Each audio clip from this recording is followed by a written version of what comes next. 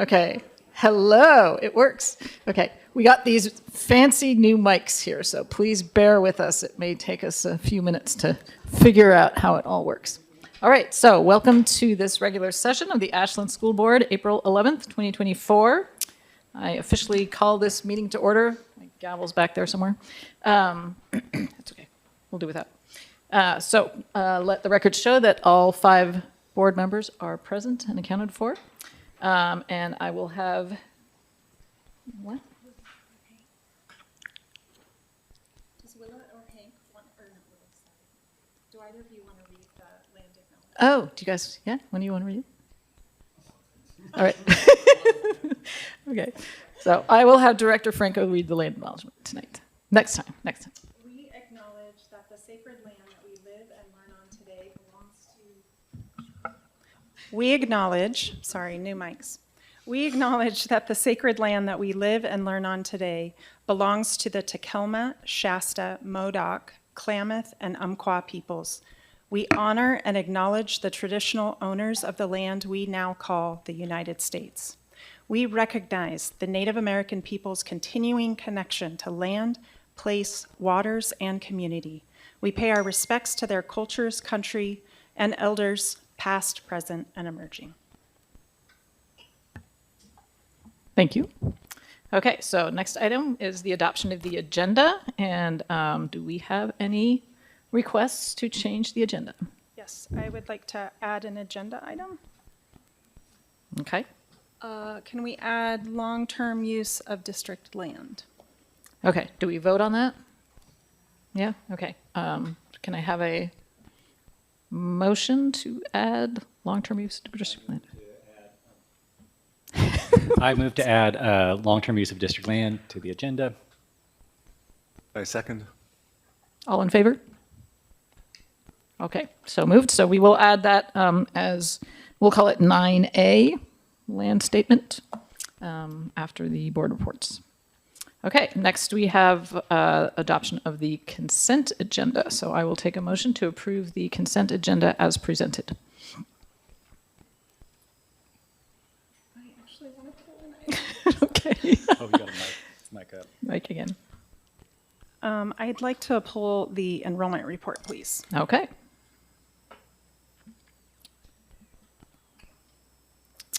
So let's go ahead. We can discuss that, and then we'll go back and approve the rest of it. Okay, great. So part of the increasing enrollment committee, we looked at a list of families that live in Ashland but do not attend our schools. And interestingly enough, we found about 250 homeschools or students that are attending homeschool among that list. So one of the things I noticed on the enrollment report is that both Willowwind and Trails, our 2 choice schools, have maintained enrollment back to their prior numbers prior to COVID. And so one of the goals of the increasing enrollment committee will be to reach out to those families to see what we can do to welcome them back into our district. And one of the other unique things I noticed is that Walker has a significantly lower amount, and that is due to that interdistrict transfer, which they discontinued in 2019. I always get the year wrong. And so we are really hopeful on the increasing enrollment, and I just wanted to bring that to everyone's attention. And then also give a softball to Ben for his report on CTE, because I would love to win some of those students back once they learn about all the amazing programs that the district offers that a lot of families aren't aware of. That's it. Okay, thank you, Jill. Okay, so we will then, I will again take a motion to approve the remainder of the consent agenda as presented. I move to approve as presented. I second. All in favor? Yes. So moved. All right, so next up we have Principal Ben Bell here to talk about the AHS Career and Technical Education update.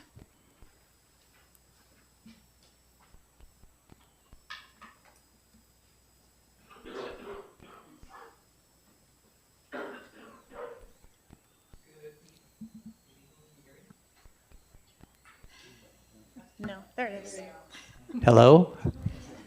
Now you see what we're dealing with. All right.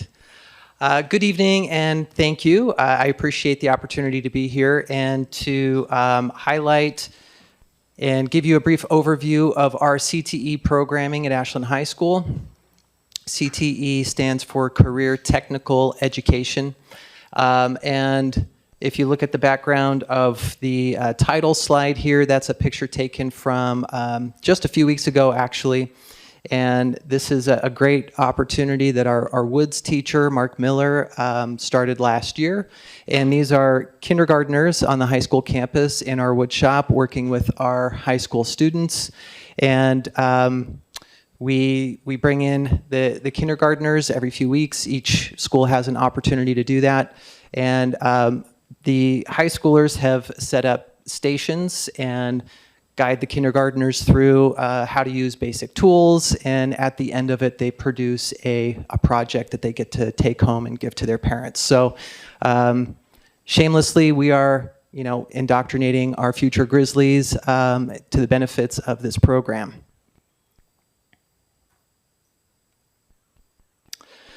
So CTE is very clearly and explicitly career-connected learning. And it features a variety of education programs and courses. We really want to focus on utilizing 21st century technology wherever possible.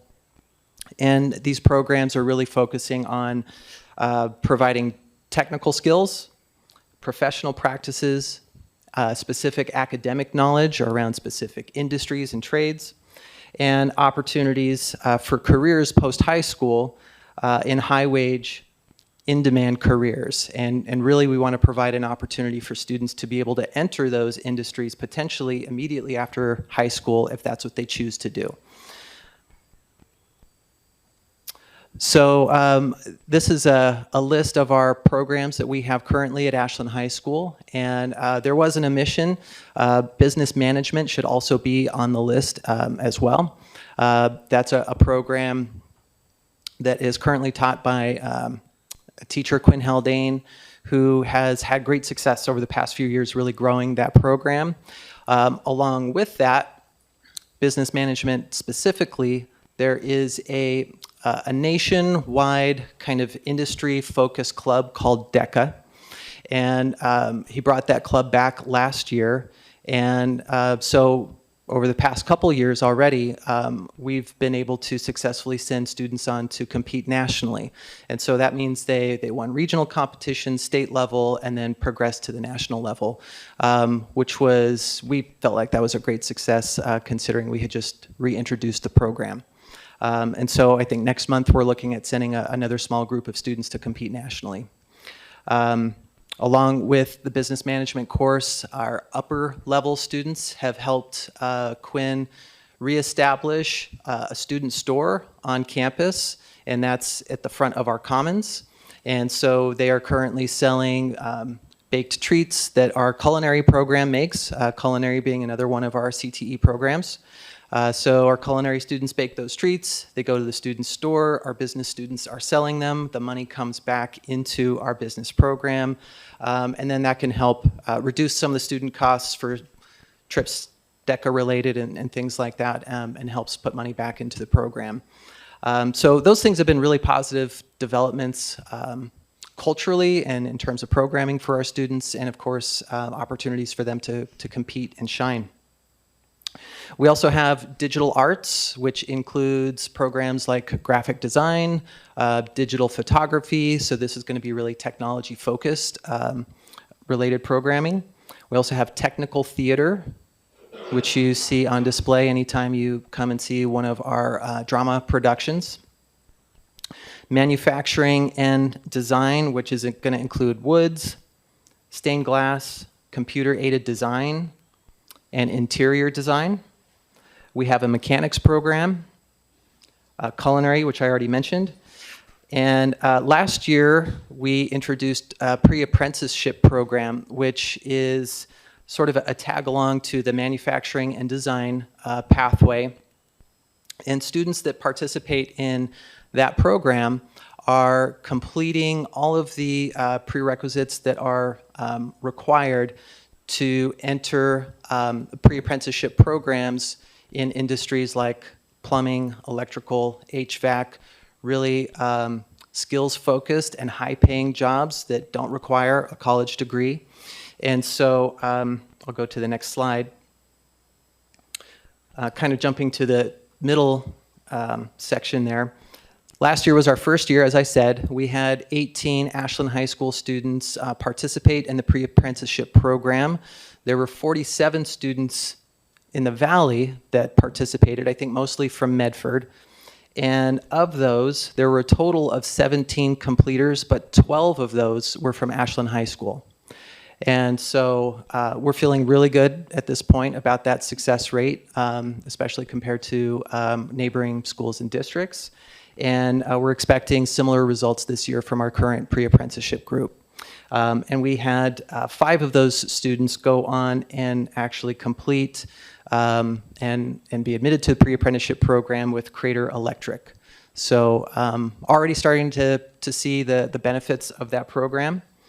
And then just generally, I think it's important to point out that we typically see students that participate in our CTE programming graduate at a higher rate overall than our overall graduation rate. That was true last year as well.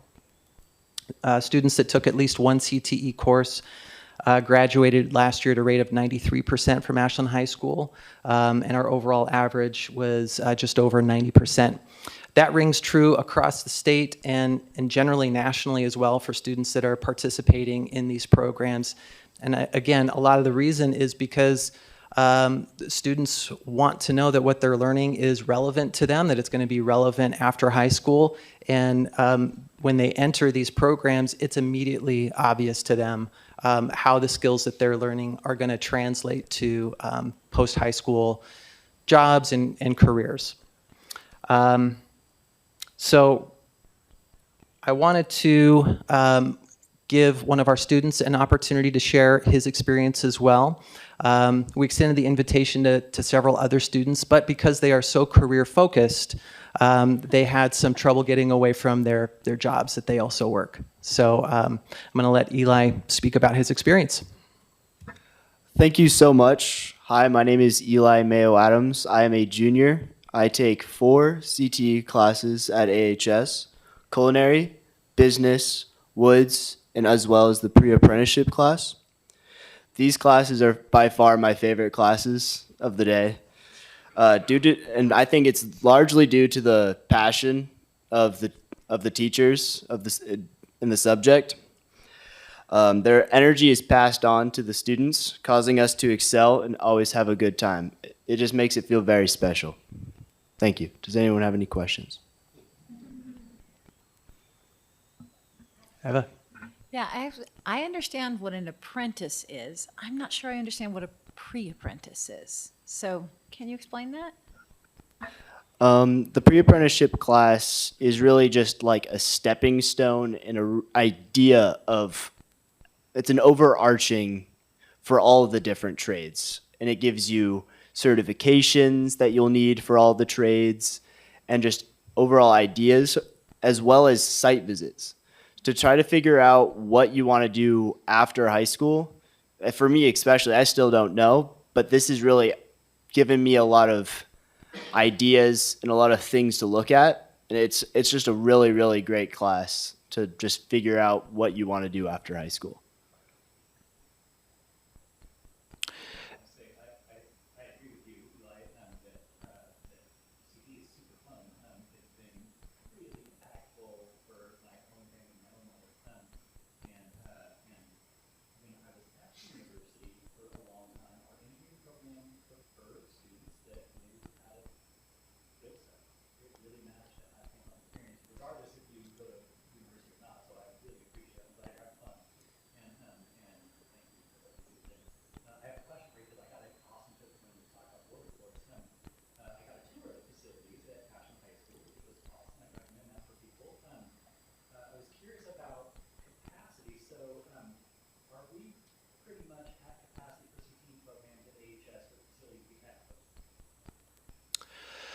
I'm going to say yes and no. So in terms of actual physical space, every space right now is sort of designated for a program. Traditionally, as part of the manufacturing pathway, we've also had metals as a part of that. Our teacher that we've had teaching metals over the past few years has been on a half-time leave, and that half that he's on leave for is the metals programming. So right now, that program is sort of on hold, and it takes up a significant space. It's got a big footprint on campus. So I think there's sort of a question mark at this point about the future of that particular part of the program, and how we can use the equipment that's currently there and that space in the future. Yep. So can I just ask you talked about the pre-apprenticeship being, or you at least looked at those numbers that were for the region, but this is something that we're specifically, it's not a collaborative program, right? We're just doing this here at AHS. You were just comparing those numbers to other districts around us. Yes. You're red, it should be working. No, now it's off. Yeah. It's got to be red for hot. Red for hot, got it. Okay. So there is within the SOESD, which serves our regional districts, a kind of regional CTE coordinator, and so there are regional programs, and pre-apprenticeship existed at Medford for a number of years. I'm not sure how long prior to us sort of joining on. And so our teacher, Mark Miller, will coordinate with the Medford schools to have field trips happening to sites in the valley at common times. So there's some coordination, but our pre-apprenticeship program, there are students, and it's our site participating in that. If that makes sense. Okay. But then we're sending them, I mean, I guess, the goal is to then send them out to these different pre-existing apprenticeships that are already out there. Like you were talking about the Crater Electrical, so that's, Right. So a required part of the course is for students to actually go out on a certain number of these field trips. And so they're scheduled before the semester starts. And in order for students to pass and meet the requirements, I forget what the number is, but even now, 5. and so there are all different kinds of industries and facilities around our valley. So students get to really get involved with it. And then there's some common level certification that they do. For example, OSHA certification, which is going to be required in any industry or job site.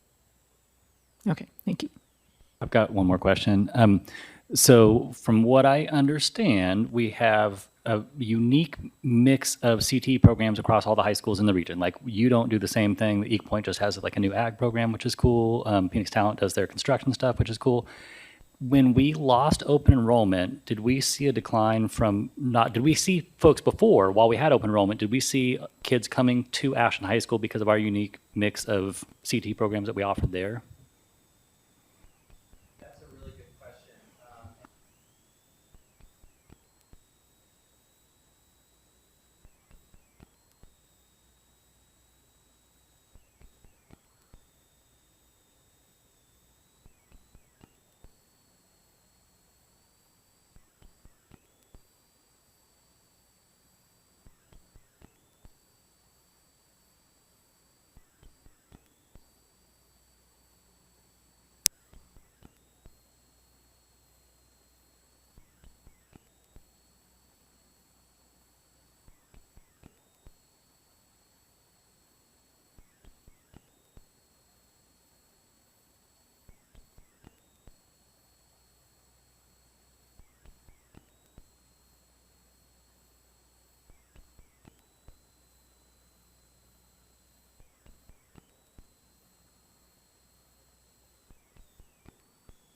I just wanted to say that my daughter's a mechanical engineer, and the reason that she succeeds in a 95% male-dominated occupation is because, part of it is because she took CAD at Ashland High School, she took jewelry, she took, oh my gosh, even stuff, video production stuff, and that really gave her a leg up. So I think it's so fantastic we have this opportunity for girls where they can get that hands-on experience that they need to then go on and be really successful when they go to college, or if they go into a trade. So I'm really pleased that we have this opportunity, and I'm hoping you have girls participating in your CTE programs, and you're seeing that kind of path continue.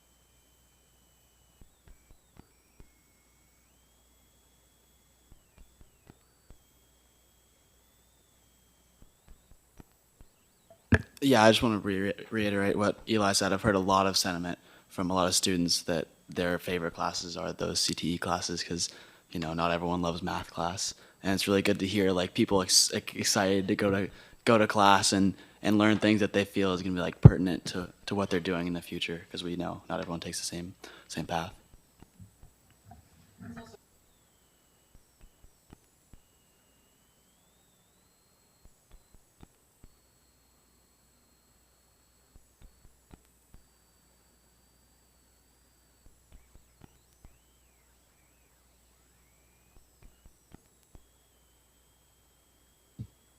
All right. Any more questions? And I like that point that you made as well, that these are so important, not just for people who are going to trades, but this can also be really a huge background for people going on to other types of education. So, all right. Thank you. Thank you. Thank you. All right, Ben, I think you stay on the hot seat. Our next presentation is SROs. Okay. So next we will be having a discussion of school resource officers at Ashland High School with Benjamin Bell and Rebecca Bruinson. Just a reminder to let folks know you have to be 4 to 6 inches away from the mic to be heard. And the red light has to be on. Thank you, Alan. That's optional. Okay, Ellen. Good evening, everyone. Thank you for being here with us tonight. To our community members, our students, and our school board for the opportunity to discuss the return of the school resource SRO program to Ashland schools. Since its beginning, which we found out was over 25 years ago, the SRO program has been an integral part of our school culture and significantly impacted campus safety. Its presence was actually incredibly impactful until 2015, when the city of Ashland faced budget and staffing decisions, and it necessitated the cut of the SRO program, which actually led to its temporary suspension. And here. So during the tenure with Ashland Schools, our SROs have not only represented the Ashland Police Department, but they've also played roles in our schools. SROs have been mentors to our students. They've been athletic coaches. They've been guest teachers, educators. We also have AHS graduates and parents in our school district and on Ashland Police Department, and they've all made substantial contributions to our students' growth and again to campus safety. The SRO's multifaceted involvement in our schools, I'm going to go back one slide, have enriched the educational experience for many of our students and have significantly contributed to the overall safety of our campuses. Today, or tonight, after a 2-year working relationship between numerous community members, many conversations, including Superintendent Bogdanov, Chief O'Mara, his team, many of whom are here tonight. We can discuss the return of the SRO program. The dialogue around the return of the SRO has been a collaborative effort involving a wide range of constituents. We've strived to be sensitive to all perspectives and have been driven by the needs of our high school students. This inclusive approach has been pivotal in shaping the direction of all of our conversations. 2 years ago, our students voiced a strong desire for an SRO. Their voices have been at the forefront of these conversations, and they've shaped the direction of all the work that we've done to date. We value our students, we believe in their perspectives, and we know how powerful their words are. So tonight you'll hear from them, and you'll hear from some other community members, so you won't have to just hear me the whole time. Earlier this year, 2 of our board members met with our student leadership to gain deeper insights into these perspectives. Our engagement with student leadership has been, again, it's been dynamic. We've continued conversations with many different groups. We have had conversations facilitated by community members who are also in the audience tonight and who you'll hear from. Including Ashland PD, support from the SOESD, and both our middle and high school administrative teams. Our students, our staff, and our community members will share their experiences with you tonight, their perspectives, and their desires to drive this effort. So I think with that, we'll start with some of the student perspectives and conversations as to why the SRO is important to our students. Hello. Hi. Thank you for having me. My name is Mackenzie Laughlin, and I am a junior at Ashland High School, and I am also a member of the Ashland High School Leadership Program. And I'm going to read a statement submitted by our Asian Student Union president before I make some of my own points. Unfortunately, she was not able to make it today. But she writes, I would like to thank Ms. Weston for allowing me this opportunity to speak on finding more ways to create a campus that feels safe for students. Over the last decade or so, we have seen an uprising in violence in our schools, whether it is threats from the community members directed at staff or students, or someone who has reached their breaking point and feels like they need to do something drastic. Personally, there have been days when I have worried about coming to school and hearing the principal announce that there is a situation. Though this is a small, somewhat safe town, we are still subjected to hearing protests and threats that end in devastation. By having an SRO on campus, this shows that we are willing to create changes to ensure the safety of students and staff. With enough time, I hope to see students comfortable with having an SRO on campus, as well as them knowing that they are on the side of the students. I look forward to having another member on campus. Thank you. That is Sophie French, the president of Asian Student Union. To kind of build on that, a lot of people have been asking questions as to why some students are saying no to an SRO on campus. And unfortunately, I'm seeing as a student that most of those students who are saying no are probably kids who are doing illegal activities on school. And they're worried that police presence at Ashland High School will make the SRO's job to give out minor possession tickets and stuff, and I've noticed that those kids who are doing things they shouldn't be doing are the ones who are getting the most nervous about an SRO on campus. But everyday students are really excited about police presence. We have had police officers be judges in our talent show, and just recently we had a student versus staff basketball game that we had a police officer play in that was super fun, and everyone was cheering names, and it's really exciting to have police presence for most people. And another thing is having an SRO on campus helps foster these really good relationships for the future. I grew up really, really, really afraid of police officers for whatever reason, and slowly through connections through school, in elementary school and at school now, I've come to know that they are actually very helpful and very safe people. And knowing that as a student, I can actually go to police officers for help, knowing that that's actually their job and that there's no reason to be afraid of them. I can use that as an adult. And I think fostering these healthy connections as a student in high school would be really fun. And kind of thinking as a student, having an SRO as more of like a peer and a mentor instead of like a dictator or I don't know what the word is, but like someone to catch you for doing something bad.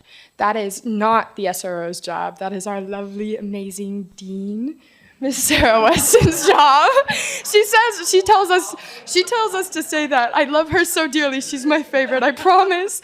But I think the only reason students are afraid of an SRO on campus, I'm sorry, Sarah, I love you.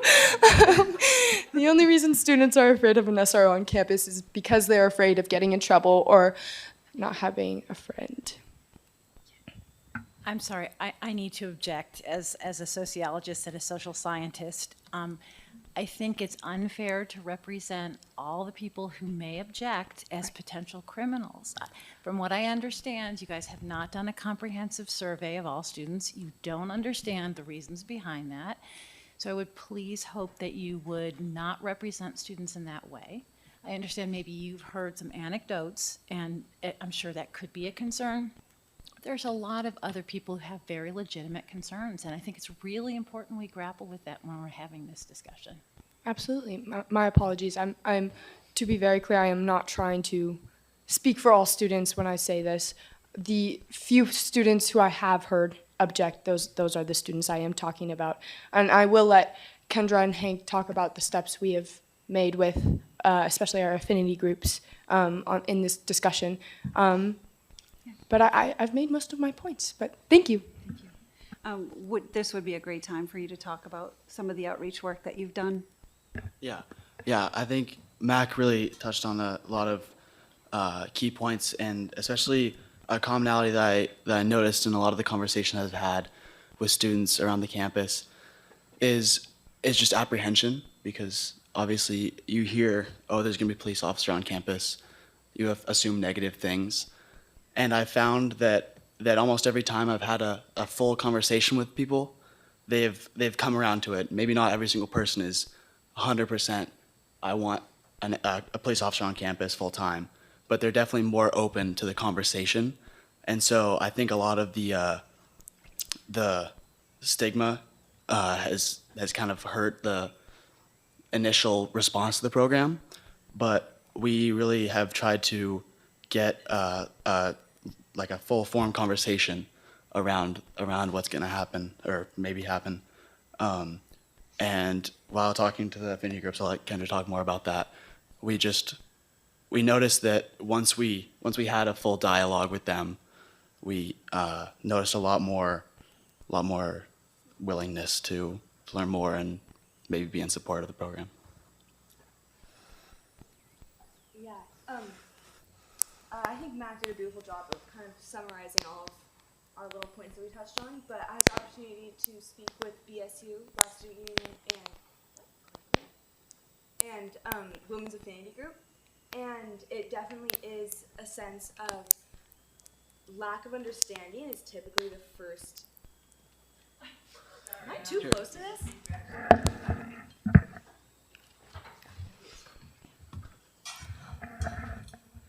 Okay. Lack of understanding is definitely the initial issue with apprehension. But once people realize, oh, there's actually cops on campus pretty much every day anyways, and the addition of an SRO is more so the addition of another counselor than it is a disciplinary officer, there's actually a lot of receptive feedback to that. People seem really positive. The biggest concern that most members of BSU and the Women's Affinity Group had was just that we find an officer that connects with the students.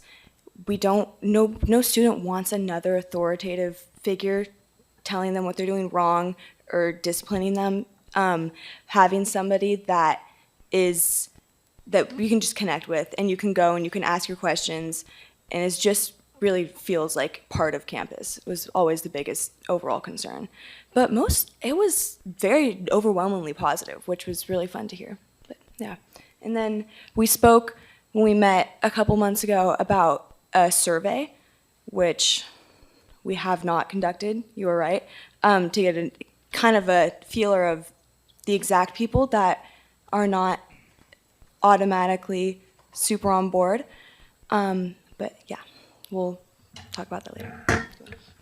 Yeah, and my last point is our main goal throughout this year has just been kind of normalizing having officers on campus in a positive light, because I feel like a lot of times we see them when someone's doing something wrong, but we really tried to get the good things like associated with police officers. So we had the donuts and the student versus staff basketball game, and they were at our cornhole tournaments and judges in the talent show.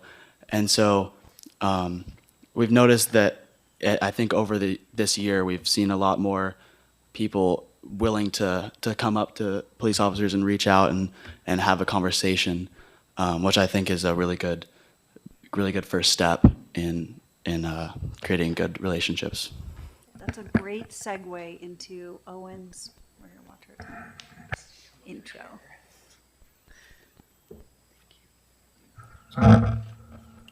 I'll use this one then. Hi, my name's Owen Taylor, and I'm a junior right now at Ashland High School, and I'm also part of the leadership team that Mac was talking about. And I really am grateful for this opportunity to discuss the SRO, because I find it's a very important thing for our high school. And I wanted to preface it by talking about the point that our board member over here, I'm sorry, I don't trust myself to say your last name. Okay, I think your point about not automatically putting these people into groups of, oh, they don't want an SRO because they're doing something bad. I think that's an important point. And my experience at Ashland High School, I'm very lucky to say that I've never had a time where I felt unsafe on campus. And I know that's a rare thing to say, and I'm very proud of that fact. And I know that's not an experience shared by all of my peers. So I looked at the SRO in a different lens, because I didn't feel I was qualified to look at it in a lens of, oh, do I want this because I don't do things bad and I want to punish bad things that are done by other kids, because that's not what the purpose of this is. So I wanted to look through it in more of like a community building aspect, because I feel like the community engagement is the paramount thing in high school, because it goes back to the CTE thing actually. Whatever path you take, college, pre-apprenticeship, right into the workforce, you have to be able to engage with your community, have respect for people in authority places. And I feel like implementing an SRO person at Ashland High School would be a fantastic opportunity to kind of act as an intermediary between kids in high school. We're kids, right? We want to have fun. And in 4 years, you go to college, you go to work. It's a tight transition. And if we're able to interact with a police officer, someone who has authority, but also approachableness, somebody who we know we can go up to at any time for any reason, and we will be respected, we will be listened to, and also we will be made to feel safe. I feel like that is a very positive thing about this proposal. And going back to what I said earlier about how I'm very, very lucky to say that in my experience at Ashland High School, I've never felt unsafe to go to school. And I think that's really a testament to the administration, Mr. Bell, Miss Weston, for fostering this freedom that we have at Ashland High School, where we sign a social contract where we're given freedom, but also if you fall out of line, you're going to get reprimanded. And obviously in the real world, there are bigger consequences. So in high school, I feel like when we are able to have open discussion, frankly, it doesn't even have to be about an issue. If you want to chit chat with the SRO, to have that opportunity, I think is just, we're so lucky to have the opportunity to have this opportunity, the opportunity of the SRO, and I just wanted to voice my support for this, so thank you. So we're going to segue into what is a school resource officer, and we're going to hear from some of our community partners. So thank you.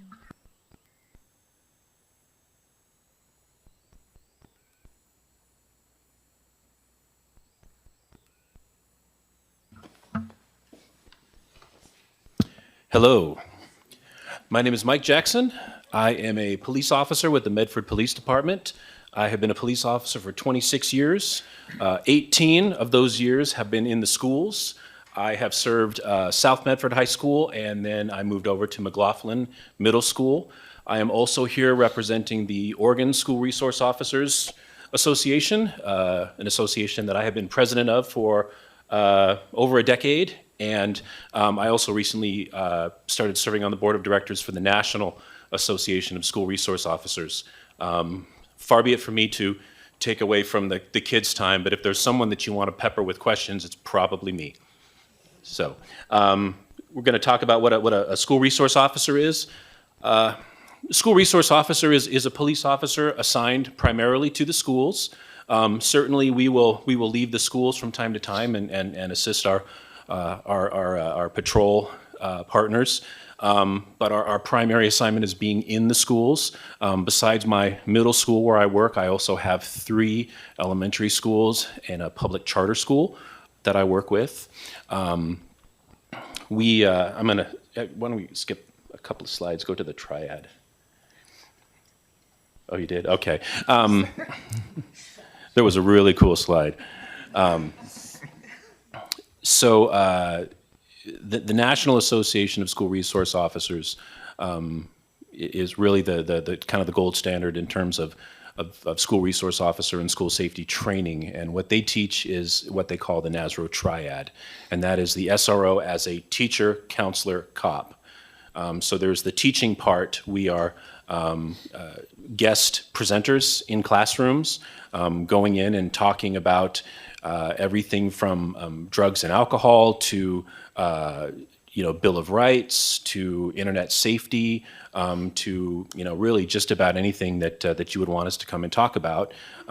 In fact, I love that we're here on a night when we're also focused on CTE, because there are high schools in Southern Oregon where the SRO teaches a class, Intro to Law Enforcement. We just recently, my partner over at South Medford High School recently started teaching an Intro to Law Enforcement class at the school. So he actually is an instructor at South, so that's pretty exciting.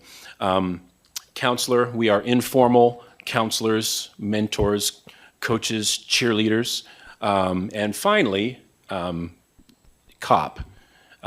There is a time that there is enforcement that needs to happen. We put cop last. There's a reason for that, and that's because that's the hat that we prefer to put on last.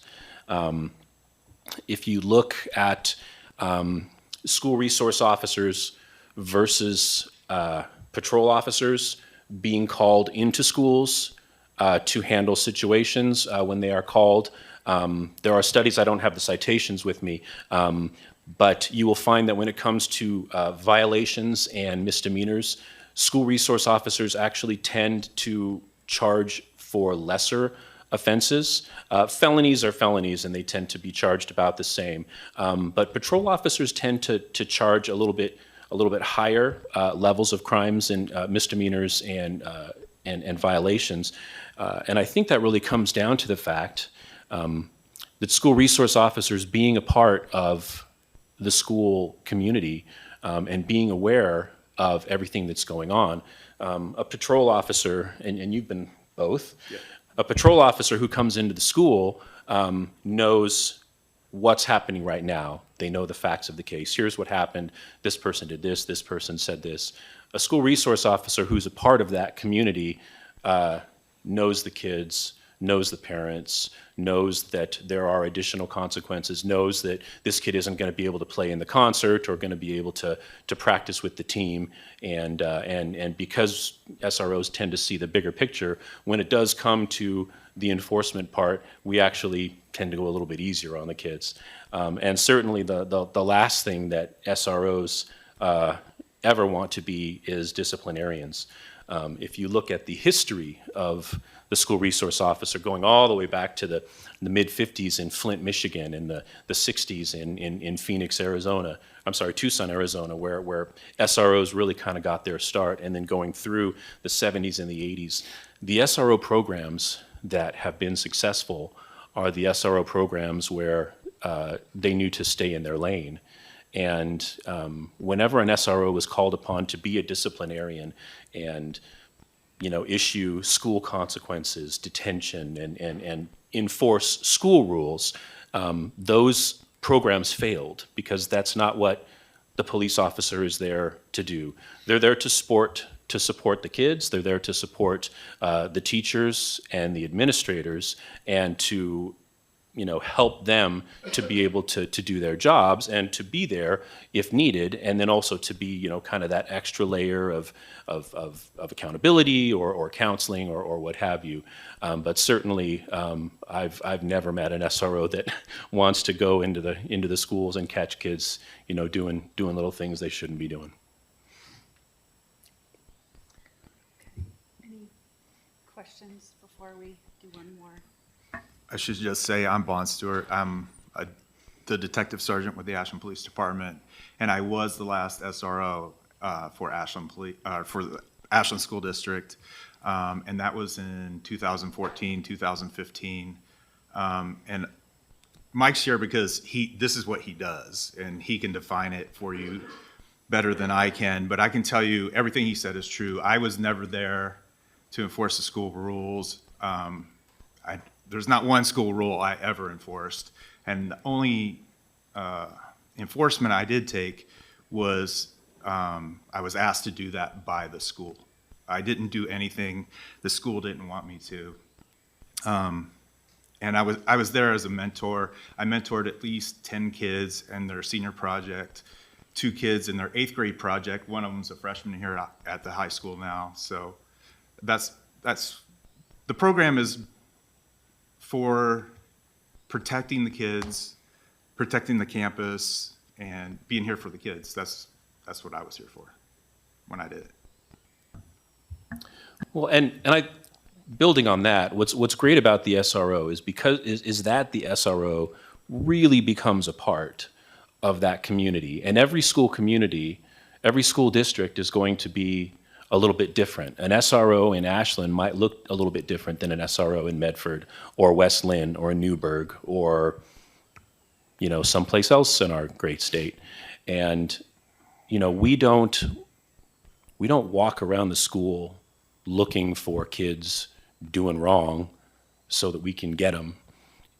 In fact, the vast majority of time when we are called to take some sort of enforcement action, it's because something has come to light and we are being called into a situation to assist one of the school administrators who is already involved in some sort of investigation. We don't tend to walk around self-initiating like maybe a patrol officer would on the street that's going to stop a speeder. That's really not what we're there to do. And if I can just kind of build on something that you said earlier, you made the point that there are any number of reasons why a kid would not feel very comfortable around a police officer. And I completely agree with you. And what I love about being an SRO is that I get to interact with those kids every day in non-enforcement situations. A kid that the only time they've ever been anywhere near the police was maybe a really tough, emotional, possibly even violent situation where the police came in and the police didn't have the opportunity to be very nice because of the nature of the situation. You know, I mean, a good cop in a situation like that where, you know, a domestic violence situation and you know, the kids are there or something like that. I mean, maybe you notice those kids and you're able to grab a stuffed animal out of your trunk or something like that and pat the kid on the head and try and make the kid feel better. But I mean, what kind of an effect is that going to have on a kid who's just seen you maybe put his father in handcuffs and take him to jail? I get to be in the hallway with that kid every single day in non-enforcement situations, and I'm just a big goofy guy in the halls handing out stickers. And what I love is when I can identify one of those students that clearly has fears or anger, negative feelings towards law enforcement, because I love to be able to go to work a little bit on that kid and see if I can kind of build those bridges. I'm going to add to that. So I live in this community, and I run into kids. They're adults now that I had enforcement action at the school with, and they thank me almost every time I see them. But they go out of their way to talk to me today because of the way I dealt with them when they did something stupid, and I didn't judge them. They appreciated the way they were handled. And it was because I knew them, and like he said, I talked to them every day when I didn't have to write them a ticket. Usually it was writing them a ticket. I can't even remember a time I took a student to jail. It just doesn't happen. And the other thing is cops don't like busting kids. That is, like, kids think they do, but we hate it. It's like not fun. It's like the least fun cops have is when they get called to the school to deal with kids, they don't want to deal with it. That's why the other cops, they want an SRO because they don't want to deal with the stuff that's happening at the school. Any questions? We have one more little mini Yes. panel. Oh, yeah, that's okay. So I noticed with the agreement that we have with the potential SRO that there's a lot of education that's going, additional education just around students, you know, trauma-informed practices, implicit bias, those kinds of things. Is that education the same across the board, or is that the piece that you're referencing as far as different education happens in Ashland versus Medford, or is there kind of or both? So is there education for SROs that's provided by the SRO education, you know, or? I don't think the SRO education is different. I think the school cultures are different. I think that what might be expected of me at my middle school might not be expected of the SRO here. And that's fine. I mean, that's a community by community decision. I will tell you that when Portland had SROs, I was very good friends with some of them. And the way that they did their jobs was drastically different than the way that we did our jobs, because they didn't write any tickets at all. They were all about the mentoring and the classroom presentations and the presence, all the positive stuff. But the schools tended to handle anything, unless it was a very serious situation, they really kind of, you know, chose to have the SROs not be involved in that. And that was the choice of that community. And that's where the communication and the collaboration come in, because, you know, if there's an SRO at Ashland High School, that SRO needs to be on the same page as the dean and as the administration, and they're going to sit down and they're going to, you know, make decisions together, and you know, do what they believe is right for the school, what they believe is right for the child. The education piece, in terms of, say, a basic 40-hour SRO course, a training course, and then there's, I think it's a 24-hour advanced course, that tends to be more uniform across the board. And then what we offer here in Oregon with our annual school safety conference, this year it's in July up in Seaside. We bring in different presenters and different topics every year, and so we have people from all over the state, not just school resource officers, but also school administrators, juvenile probation officers, campus monitors, even school board members. You're all welcome to come and join us if you'd like.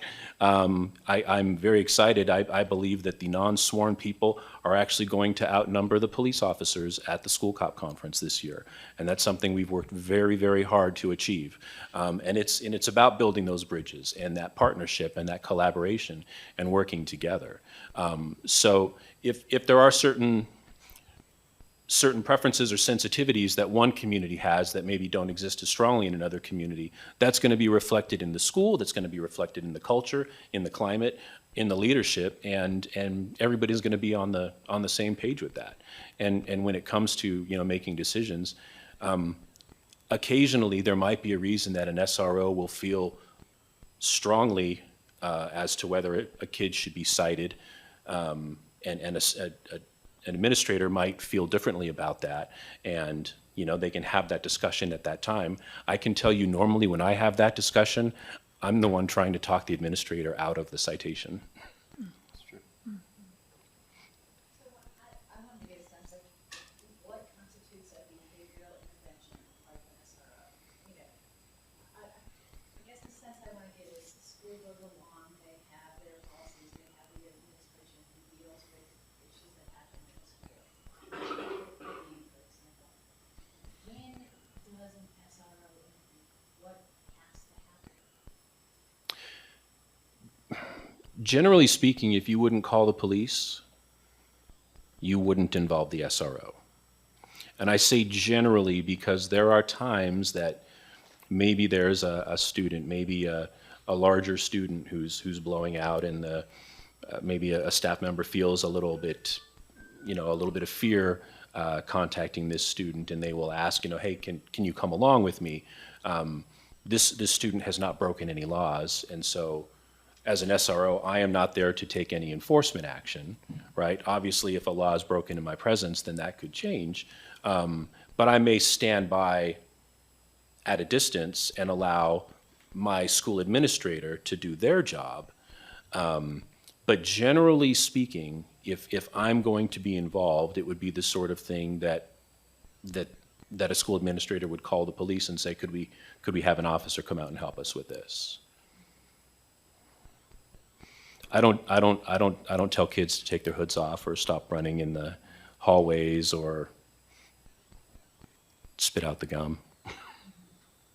Yeah, I mean, I think the thing that I'm just thinking a lot about, the literature is divided, right? There's a lot of literature on SROs in school districts, half of it's positive, half of it shows negative. So I think Abba, your microphone. Oh, yeah, sorry. And I think as a school board member, for me, I want to make sure that if we have an SRO, we are in the positive half of outcomes for students, because we're all aware there can be some really, in the past, have been some really unfortunate uses of SROs on campus. So I just want to be, as a board member, doing my due diligence about questions like privacy. So in terms of having access to students' mental health records or their academic records, HIPAA and FERPA, what is the role of the SRO in terms of that kind of access? So, according to case law, a school resource officer is considered a school official. And so, as such, we do have access to those kinds of records. Now, different districts do choose to handle that differently, and it's certainly not uniform across the board. But sharing that information with an SRO, there are no FERPA issues with that. In fact, I actually work very closely with not only the school counselor, but also the Family Solutions mental health professionals that are in my building. And generally speaking, those interactions happen when they will be speaking with a student, and maybe the student is talking about something that needs possibly to be reported to me, or the student appears to be a danger to themselves, and they will actually either call me to their office or escort the student into my office. But we collaborate very closely with mental health. Now, that being said, obviously, when you're talking to a mental health counselor, there is confidentiality there. They're not going to share information with me about a student unless it's something that needs to be, reported because they're a mandatory reporter. But in terms of class schedules and, phone numbers, contact information, and stuff like Grades, that. Achievement, performance at school, that kind of stuff. Yeah. Yeah, so we are, and generally, and I know there's some stuff in here about MOUs. One of the things that is important is to have a well-written MOU between the law enforcement agency and the school district that clearly spells out each side's expectations and what they're going to share, what they're entitled to, what they're not entitled to, what their job is, what the expectations are. Thank you, that's helpful. Thank you. I'll just add that when I was the SRO, and when I wasn't the SRO, I worked closely with the schools. That's why I became the SRO. And even after the SRO program went away, I still was the officer that got called to the school. And I can tell you, I never knew any of the kids' grades, if that's a concern of yours. And we talk, and being a school official as an SRO, one of the things you're allowed to do, because the school's allowed to do it, is search their bag for whatever reason. The school has a reason to search their bag. The SRO is not going to, in Ashland, the SRO is not going to do that. The SRO, who will be, and the three young men who have put in their names to be the next SRO are here tonight. That person won't be the person who searches the bag. If the school wants to search the bag, they'll search the bag. If they find something illegal, then they'll involve the SRO. That's, even though they could involve the SRO earlier, they won't. That's not part of that's not what we want to be on campus for. Yeah, and I understand. I mean, I think that level of privacy it's really important to protect our students' privacy. So I think it's important to have in the MOU, the stuff being very, very clear. Right. Yeah. Are we at the questions point? No, go ahead.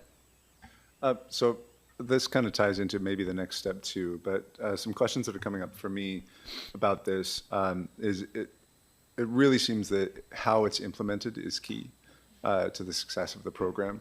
As we think about it from a policy decision, one of the scenarios that I'm mapping out for myself is, if I knew it was you there, because I know you a little bit, I'd be, oh, this is going to be great, this is going to be fine. Right. But planning a policy around future potential people that we don't know, or maybe we're not even in this position anymore, and so trying to define a policy that will ensure best practices over time. And I guess I'm curious how you would define best practices for implementation of SRO position, being the experts. So I think that's for you. Well, not everybody can be a police officer, and not every police officer can be an SRO. It definitely takes a special type of cop to go and work with kids. And so I think it is extremely important to select somebody who has the right personality, the right temperament, the right attitude. And frankly, that is not a decision that is made just by my agency. Every process that we have ever had choosing an SRO, there has always been school district representation there as well, because it's very important that the school has a hand in also, a voice in choosing who their officer is going to be, because, these kids are talking about having having a cop on campus. When you have an SRO on your campus, that's your cop on campus. It's the same officer every single day. And it's just as if you're picking a teacher or a coach or a counselor. You have to pick the right person, number one. Number two, obviously this person needs to be trained. School-based law is different than law out on the street. Searches are different. Who can act as whose agent? There are a lot of details, a lot of ins and outs. There's a reason that courts, up to and including the Supreme Court, recognize the school resource officer as being a really different animal than just an average police officer on the street, because there is a special relationship, and there is additional access to students, and there is additional access to information. And so as that person, you have to be somebody who is going to be able to work with your administration. And not come in and just decide, well, this is how I'm going to do this. You need to have a team player. You need to have someone that's going to come in and wants to be a part of that team. Does that answer your question? Yes, thank you. Okay, thank you. We have one more section, if that's okay with you. I'm going to just bring up some of our other community members, DL and You want to bring those three up? Paul. Come on up. Absolutely. Ben, do you want to come back? I can answer it. Okay.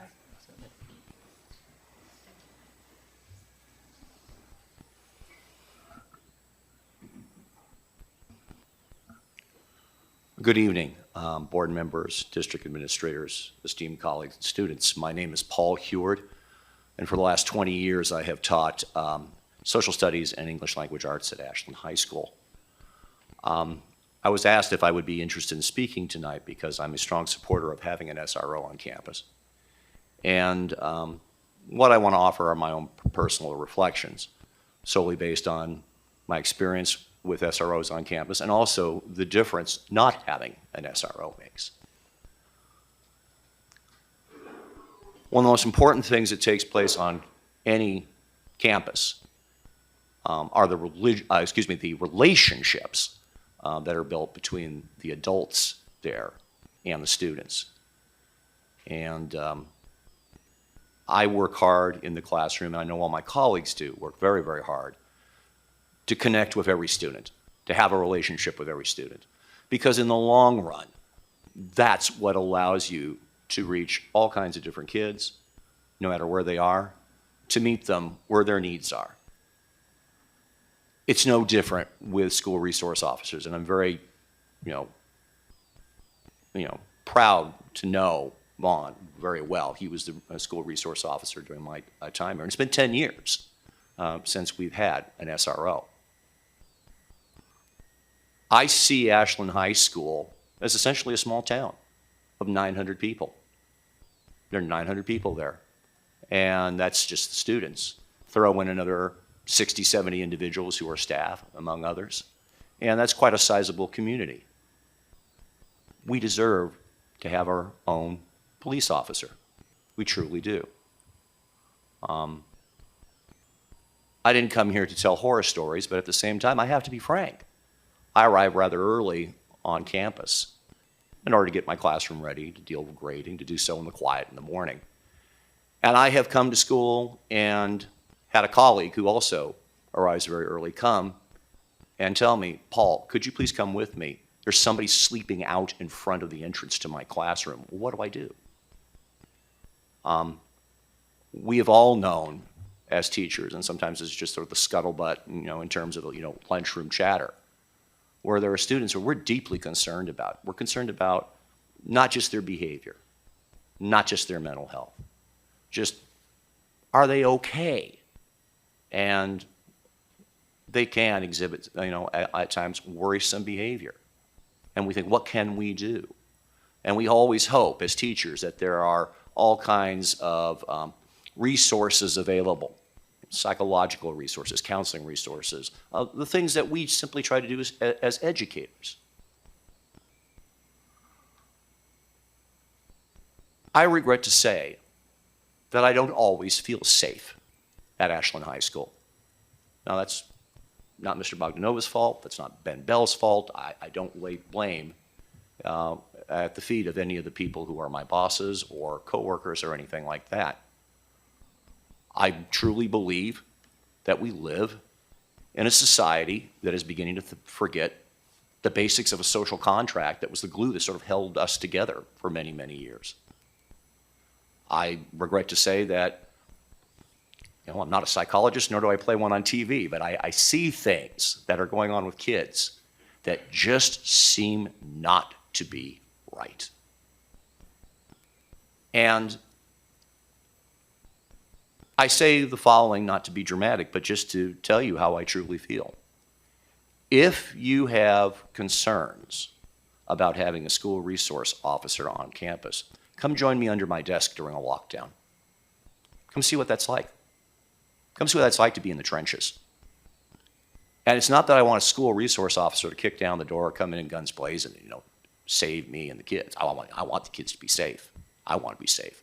I want to go home at the end of my day to see my wife and my dog. I just know that when I watch people like Bond do his job, he had such an incredible relationship with students. And it's those relationships that stop the bad things from happening before they actually happen.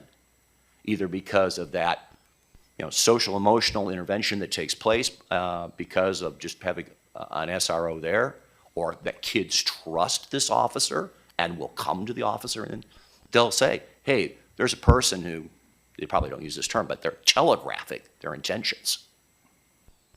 And I think that that is what we need, because Ashland High School is a small town, and we deserve to have our own law enforcement officer. So those are my personal reflections. I realize that not all may agree with me. I certainly am not intending to be a spokesman for the teachers at Ashland High School. But I do know, I've seen a difference, and I know the positive difference that an SRO can make. And I certainly ask with all my heart that you will not just simply support, but encourage the return of an SRO to our campus. Thank you very much. If you have any questions, I'll be more than happy to answer them for you.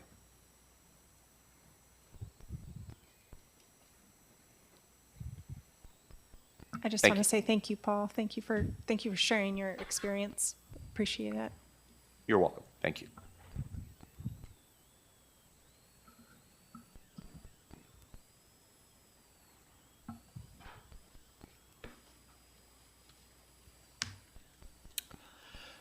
Hello again. I just want to start off by sharing my appreciation for our students who spoke here, I think pretty eloquently about the potential SRO position at Ashland High School. And I just want to highlight a few points as the principal. I think it's important for everyone to know that there is a weekly police presence at the school, on average anywhere from 1 to 5 to 6 times a week, depending on what's going on, different times where we need to reach out to law enforcement for support, for consultation. And as I think has been clear in the conversation up to this point, or what's been shared, is the importance of relationship. That is the driving force of what makes successful work happen with teenagers is relationships, whether that's you're a teacher, counselor, whatever your role is in the school. And I think understanding the reality that we do consistently have APD support on our campus, I think it just makes a lot of sense for that person to be a single consistent person that can be on our campus daily, learn who our students are, learn about our parents, and start to develop those relationships.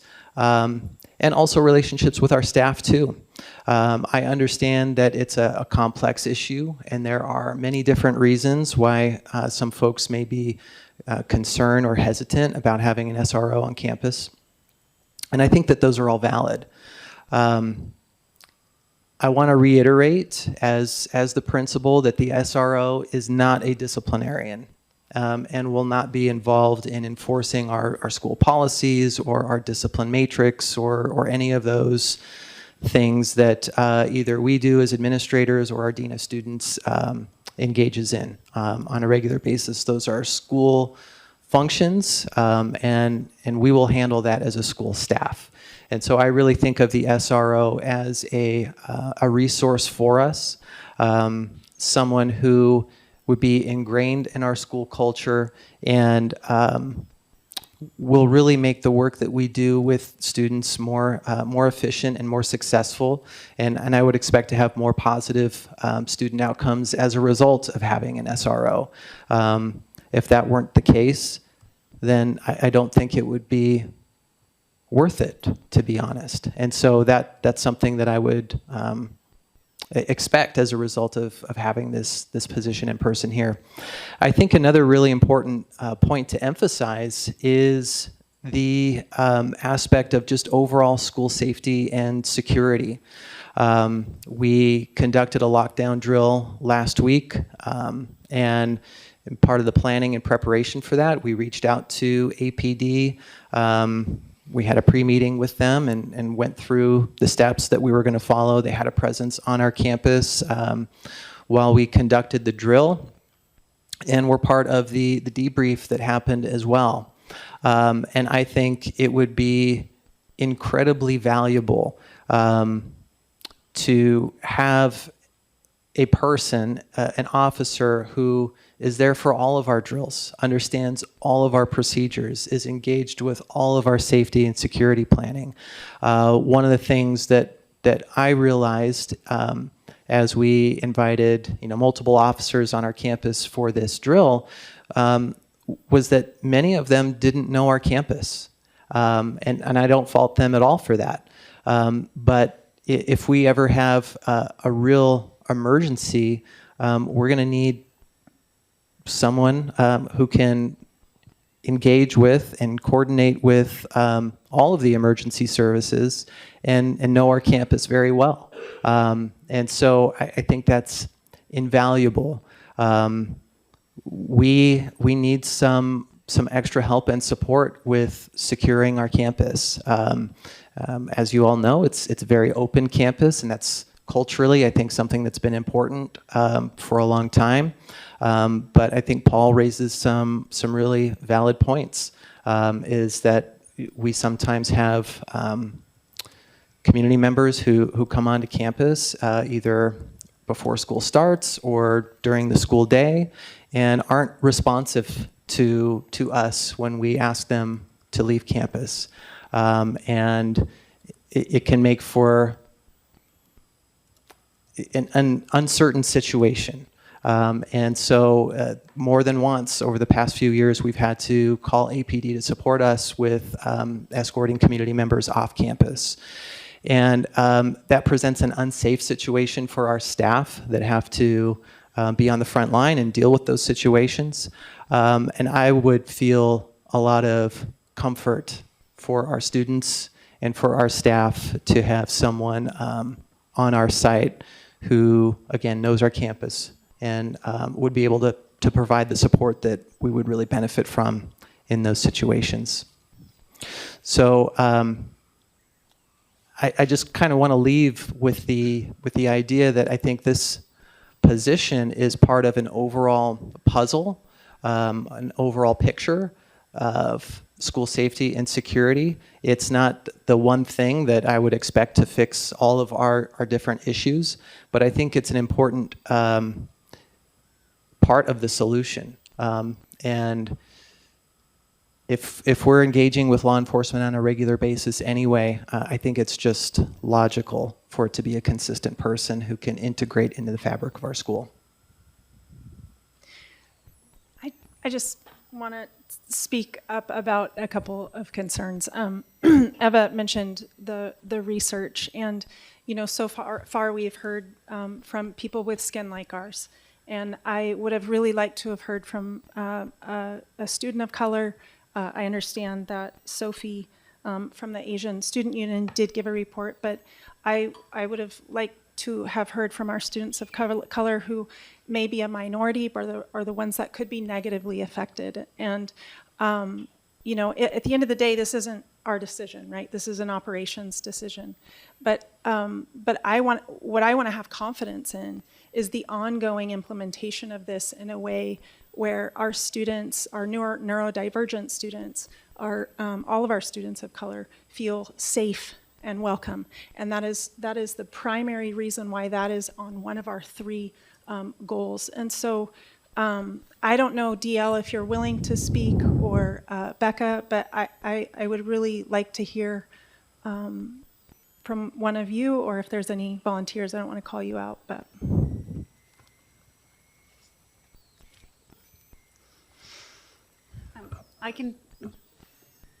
I don't know if either of them would like. It's okay to say no.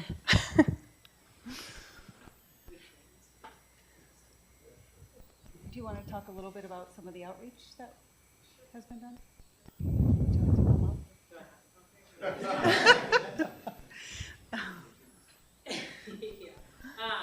also I just went off the softball field and I'm on maternity leave, so I'm giving like this today. So I was actually not at the family meeting. We all facilitated that one where we brought this.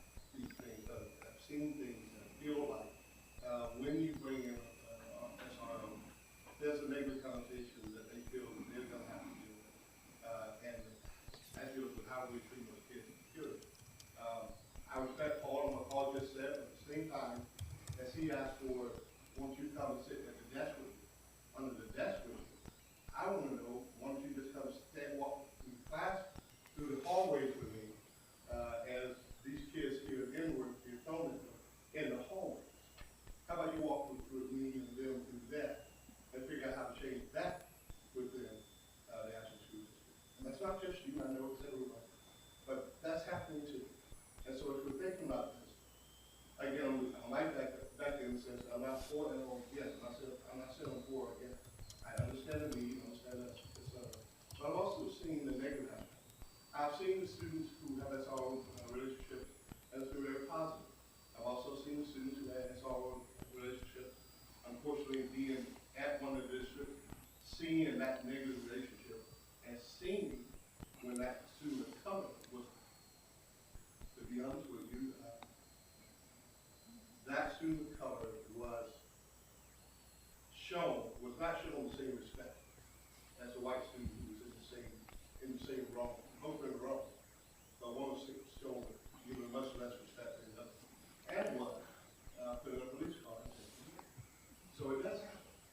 But at the same time, I've also seen, trying to be wishy-washy here, I've also seen those officers who have made a real attempt and who have made a change in their lives as they were going through and needed someone to help them out.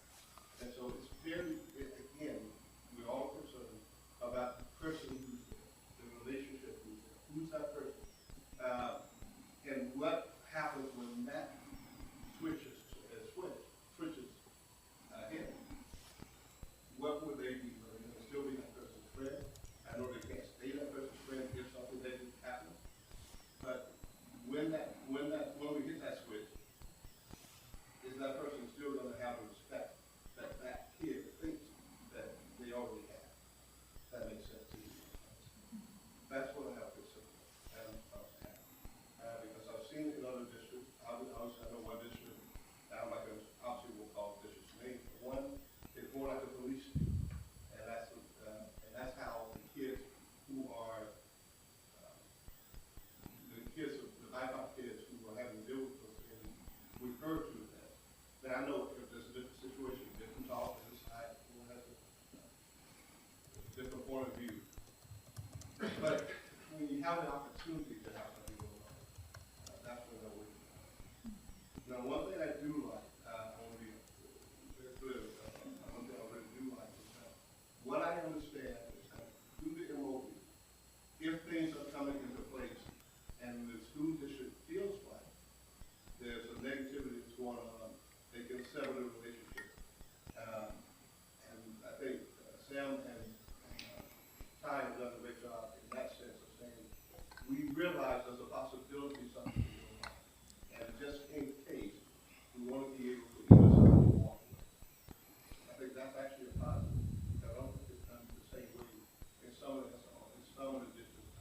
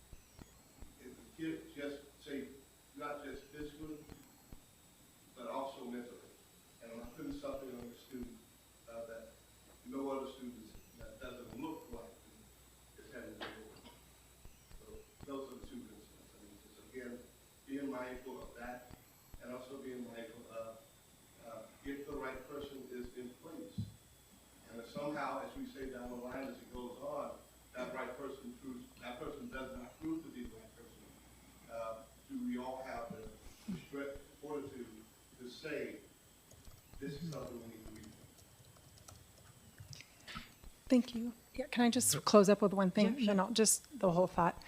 I would just like, as a school board member, I'm sure my colleagues would share in this, just invite the community that if it does get implemented and if it's not working, that you have a direct line to the school board. This is something that we could implement a policy if it's not working.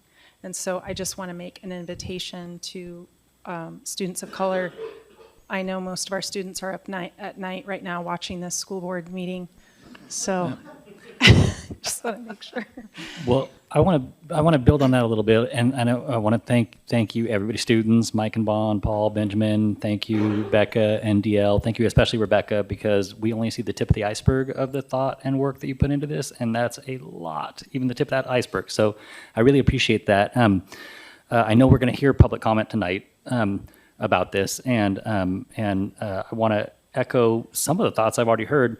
That I see the value of broadly addressing safety at every point we can for our school community, from way, way upstream care to active response to unlikely but terrible things. And I see that this is a part of doing that. It's a really big part of doing that, because a lot of those points, as Mike pointed out, it's even part of the puzzle in addressing dangers of behavioral health crisis. So including substance use, increased violence and suicide risk for our students. So I really appreciate that.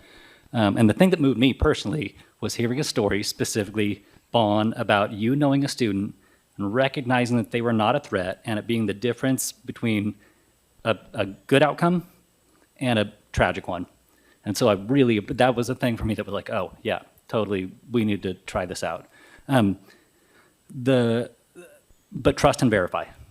So yes, I hear all that, and I trust and verify, and we know the community that we live in. So the MO, I want to give you a chance, Rebecca, because the MOU slide said we're going to do continual evaluation. And that's what I'm hearing, is that we need to do that. And DL, you were talking about, yeah, we can sever it and throw it away, but I'd rather not sever something. I'd rather course correct and collaborate and work on not just throwing something away if we hear that it's not working for one thing. Jill, you were asking about implementation and your concern there, and I want to hear what it's going to look like, because I'm sure you've thought a lot about this. What is it going to actually look like to ensure that the addition of an officer is going to equitably increase safety for everyone on campus? As you pointed out, our students of color, our queer and transgender youth, as Jill pointed out, our neurodivergent folks, who we know tend to be historically disproportionately treated unjustly. So you've thought about the mechanisms, and so I want to hear the mechanisms besides severing that relationship. What are we going to do before we get to that point? Sure. I was not prepared to answer that question tonight. However, I'm wondering in terms of time if we would have the opportunity to discuss that further at possibly an executive session. Is that?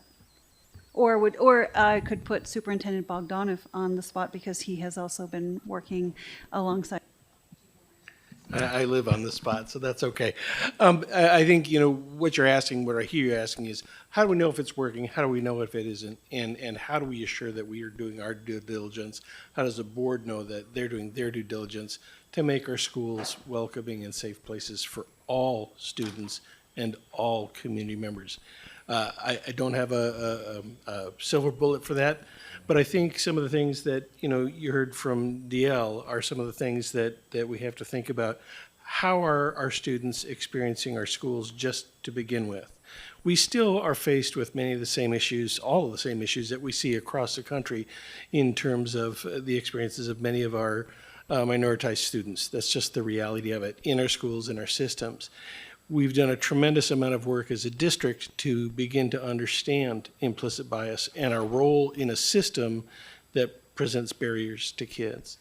That work is just begun. That's just the surface of it. It is something that we have to continually, reflectively act on.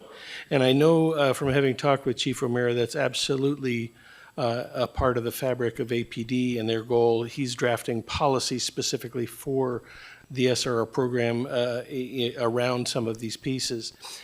By the idea of putting in an MOU, it does a couple of things. It articulates very clearly what is our goal in engaging with law enforcement. What are we trying to do? And you heard a lot of that here tonight from folks.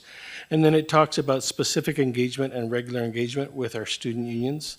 That really has to be at their invitation, because it's their space.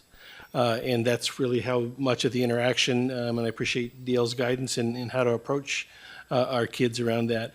It's their space for us to enter at their request, right?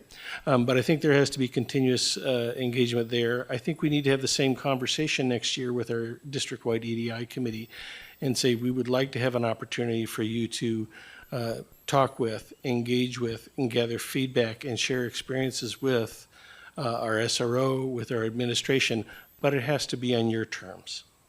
So I think those are two very critical pieces. Lastly, I think that at least annually with the board, a presentation from the SRO, a presentation from maybe administration at the high school, maybe from some of the kids that we've talked about or seen here tonight, or some of the ones that weren't able to make it tonight, and some of the mental health professionals that they work with. One of the pieces that I would share, when you talk about law enforcement, we have a number of what we call multidisciplinary teams at schools that we gather people together to try to solve problems for kids, whether that's a student with a disability or a student with a family crisis or a mental health crisis or a family issue or whatever it might be. Having an SRO at the table for those meetings is one of the ways that we share that data. And I do think we can explicitly talk about some of those pieces because privacy is important too, and the data is important too, and delineate how we might share that information and when it's appropriate to. So those are some of I don't have dates and calendars, right, and that won't be mine to do, but I think each of those activities is very much clearly delineated in the MOU, and I think that's how you get authentic accountability for something like this, is through engaging with people and hearing directly what's working and what isn't. So I just wanted to say that I think it's really important that in talking to kids in the affinity groups, that's great, but the kids who are not engaged in school, Ben, you and I have those conversations a lot, are really the kids we need to hear from in this. So we need to build things in where we are talking to those kids who are disengaged. And how do we do that? That'll be a great thing to solve. But I think it's really important. And then I think statistics are really important too. How many encounters with an SRO lead to a chargeable offense, for example? So are we seeing more? My concern, of course, is are we seeing more kids being cited for things that we wouldn't expect, for example, things that are lower on the totem pole in terms of concerns. Just a lot of data for me is really going to be helpful, I think, in understanding, and really some very strict boundaries around privacy. Right. And I think both of those are appropriate and very achievable. Thank you. Obviously, we could spend another 3 hours talking about the details of what this is really going to look like. I think, just so everybody understands, the board does not need to take any action at this point. We are here to, hear everything. And obviously, there is an enormous potential for benefit, and there's also significant potential for harm here. So we need to just sort of keep those two things in mind and make sure that we guide this process the right way. And obviously, I know we're all going to be very interested in how we're going to select somebody for this role. I think that's going to be very critical. And obviously, we want all these voices to be heard in that. And we also want to know a lot more about, yes, exactly, the data that we get back from it, and also how we can adjust course or even stop course if we need to. I would like to hear, I know that we have other stuff to do on the agenda tonight, but this is really, really important for us. It's a big meeting. And, somebody's trying to get my attention over here. Well, we have, Rebecca was, I think we have 3 officers here tonight, and I wanted to make sure that we had an opportunity, if we were going to hear from them, to do that, because I wouldn't want to sit through this long of a school board meeting expecting to present without getting an opportunity to present. But I also want to get to know the folks that we're talking about. So I would love that if that's possible. I'm going to. I know. Dan, are we allowed to bring the candidates up, or they're here in full support? I am mixed, and I'm a member of the LGBTQ community. And I didn't state that up front because personally I didn't think it was relevant. I'm just a person.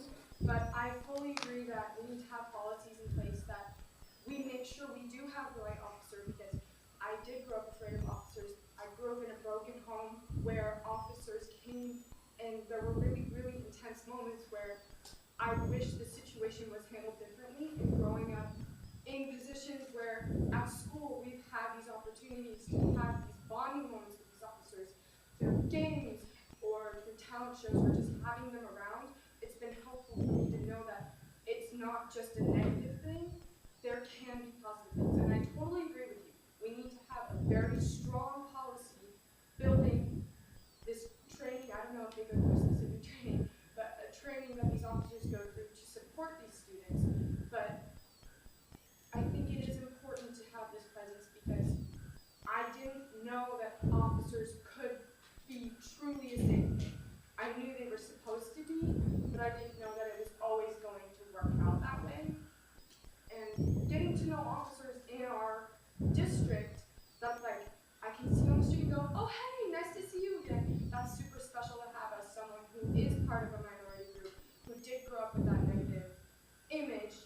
and now is learning that it's something new, something special. It can be a positive, and it's really incredible. Thank you, Mackenzie. Those were very good words. Thank you. I don't think we're going to put the officers on the spot tonight. I think it's still in the works, but they are here in full support of our community and our students, our staff. I misspoke. We haven't finalized the process yet, but I can introduce them. It's no secret who's applied. So, I mean, I'm not going to ask them to speak if they don't want, but. No, if they just want to introduce themselves, that would be great. Yeah, I'm Andrew Valdez. I'm a police officer and I'm one of the defendants. So, do you guys want me to share something else? That's fine. Whatever you're comfortable with. We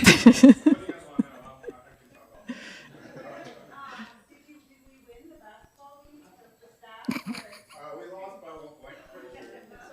They got shot 57 seconds short, or else we would have won. Yeah. And someone else was probably still. Thank you. I'm Danny Gomez. I'm a police officer in Ashland, one of the applicants. Been a police officer for 5 years. Worked with the city of Central Point, City of Rogue River, and also the Jackson County Community Justice, the juvenile department. Thank you. Good evening. My name is Mike Bates. I'm a police officer with the City of Ashland, of course. I am a proud graduate of the Ashland School District. Been a police officer for about 9 years now, and very excited about the process. Looking forward to getting officers back to the schools because I remember Vaughn bugging me. I remember Officer Williams DJing our dances, and I know that had a huge impact on me moving forward, growing up, and eventually entering the career. Thank you. All right. Well, thank you to everybody who spoke. Are we good? Thank you also. Especially, I want to thank our student representative, Hank and Kendra, for all your work. I know you've done a lot in what led up to this. So thank you. Okay. Oh, I closed my agenda. Student board representative report. You guys are up. I don't have an extensive amount of stuff because a lot of what I've been working on has been covered in this meeting so far. So I don't have anything new. I've kind of given everything I have already. That is just fine. We're way behind schedule. So Myself as well. Just also the continuing future student council at the high school and board rep process. Yeah. Great.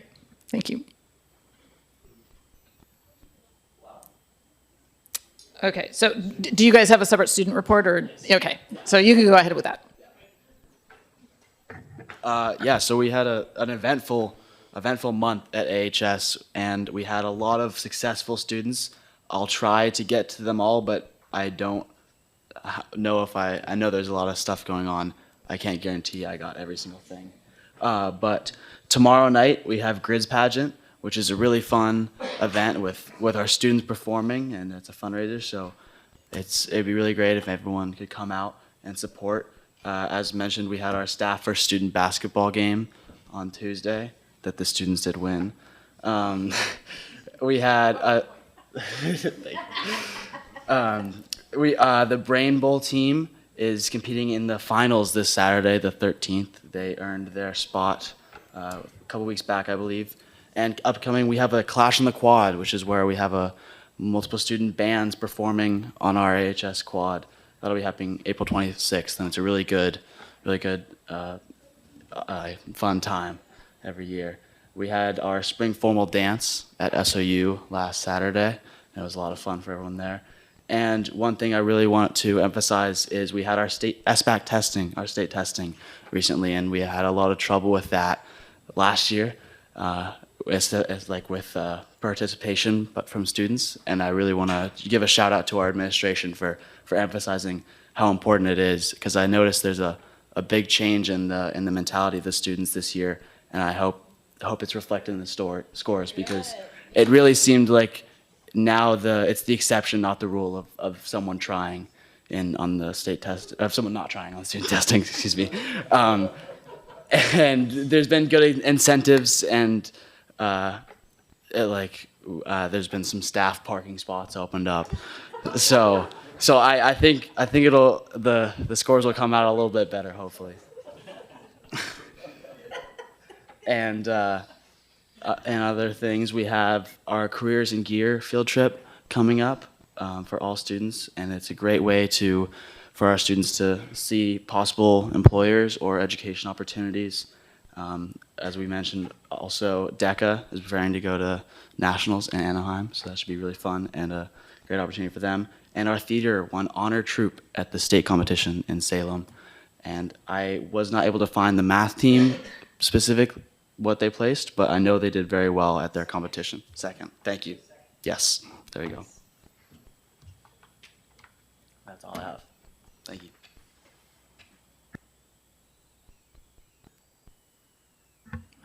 Thank you. Okay, next we have AEA report with Alan Prowski. Thank you. Everyone had something to say this week. Sorry about Oh boy. I know. I can handle it, but when I was on the radio, my job was to fill 3 hours and make it take a long time. But Eva was the newscaster on the same station. I was quick. Yeah, and your job was to be, so I could just hand it to you. You can read them. And thank you for mentioning Brain Bowl. If you want to watch, it hasn't happened yet, but it'll be Sunday on PBS. So at 4 o'clock, JV, and 5 o'clock for varsity. Channel 8. Okay, AEA says AEA is excited to welcome Dr. Hattrick to our district. There's going to be a theme throughout this thing. We were thankful to see him touring our schools, meeting staff and students. We are looking forward to fostering those ongoing relationships, connections, and positive movement forward together. The evaluation committee has begun meeting. Observation data shows that some administrators have been able to get into classrooms regularly and some haven't yet. We are hopeful for a shift in district-level meeting expectations to provide more time and space for administrators to connect with students in classrooms. Some AEA members advocated in the short session to protect the rights of school libraries and classrooms to carry and teach books that feature diverse characters and experiences. Bargaining has been slow moving. We spent a lot of time creating ground rules that honor multiple perspectives, ensure action items are followed, and promote transparency through open meetings. We are hopeful that this foundation will support the work going forward. Over at the high school, Ashland High School hosted their first PTA meeting since COVID yesterday. Meeting dates and times will be posted in the Grizogram. All are welcome. We are excited about the opportunity to beautify the campus, support student programs, provide volunteer opportunities and connection points for families, and to make positive overall impact in the lives of students. So that's a new change. AMS staff is extremely concerned about the district's plan to eliminate an in-person librarian. The curriculum, events, and opportunities Carl Pryor contributes through the library is priceless. Band students are on their way to OSU, and orchestra students are gearing up for their upcoming performance. This month, for our school-wide goal, we are working on the healthy choices by encouraging students to do physical activity during lunches. The leadership class is continuing to work on hosting fun games and activities during lunch. They've been playing dodgeball, doing scavenger hunts, and organizing staff for students' basketball games. Have they been winning? Yeah, okay. Teachers were about to win ours, and then it was cut off 57 seconds early by one of those young students who just left here because it was a little rigged. Ashland Connect. Excuses. We heard all about it. I can't get mad at him. He's on my Brain Bowl team. Okay, Ashland Connect students have enjoyed several field trips with neighborhood schools, including hiking with trails and art projects in their classroom at Walker. Students continue to meet with Amanda individually, as well as the option to come in person for academic support twice a week. Amanda has been working closely with her administrator and staff at the high school to help 8th grade students participate in forecasting and transition meetings in preparation for high school. The high school staff has been amazingly supportive and welcoming. We are planning our end of year celebration for all the K through 8 students, including ways to honor and send off 8th grade students into their next chapter. Bellevue, we have been busy learning how to tie-dye from our incredibly knowledgeable EA, Mary Linden. We will all be wearing our matching shirts to show Bellevue pride at the Changemaker March next Wednesday. We are disappointed by the recent proposal to cut school librarian positions.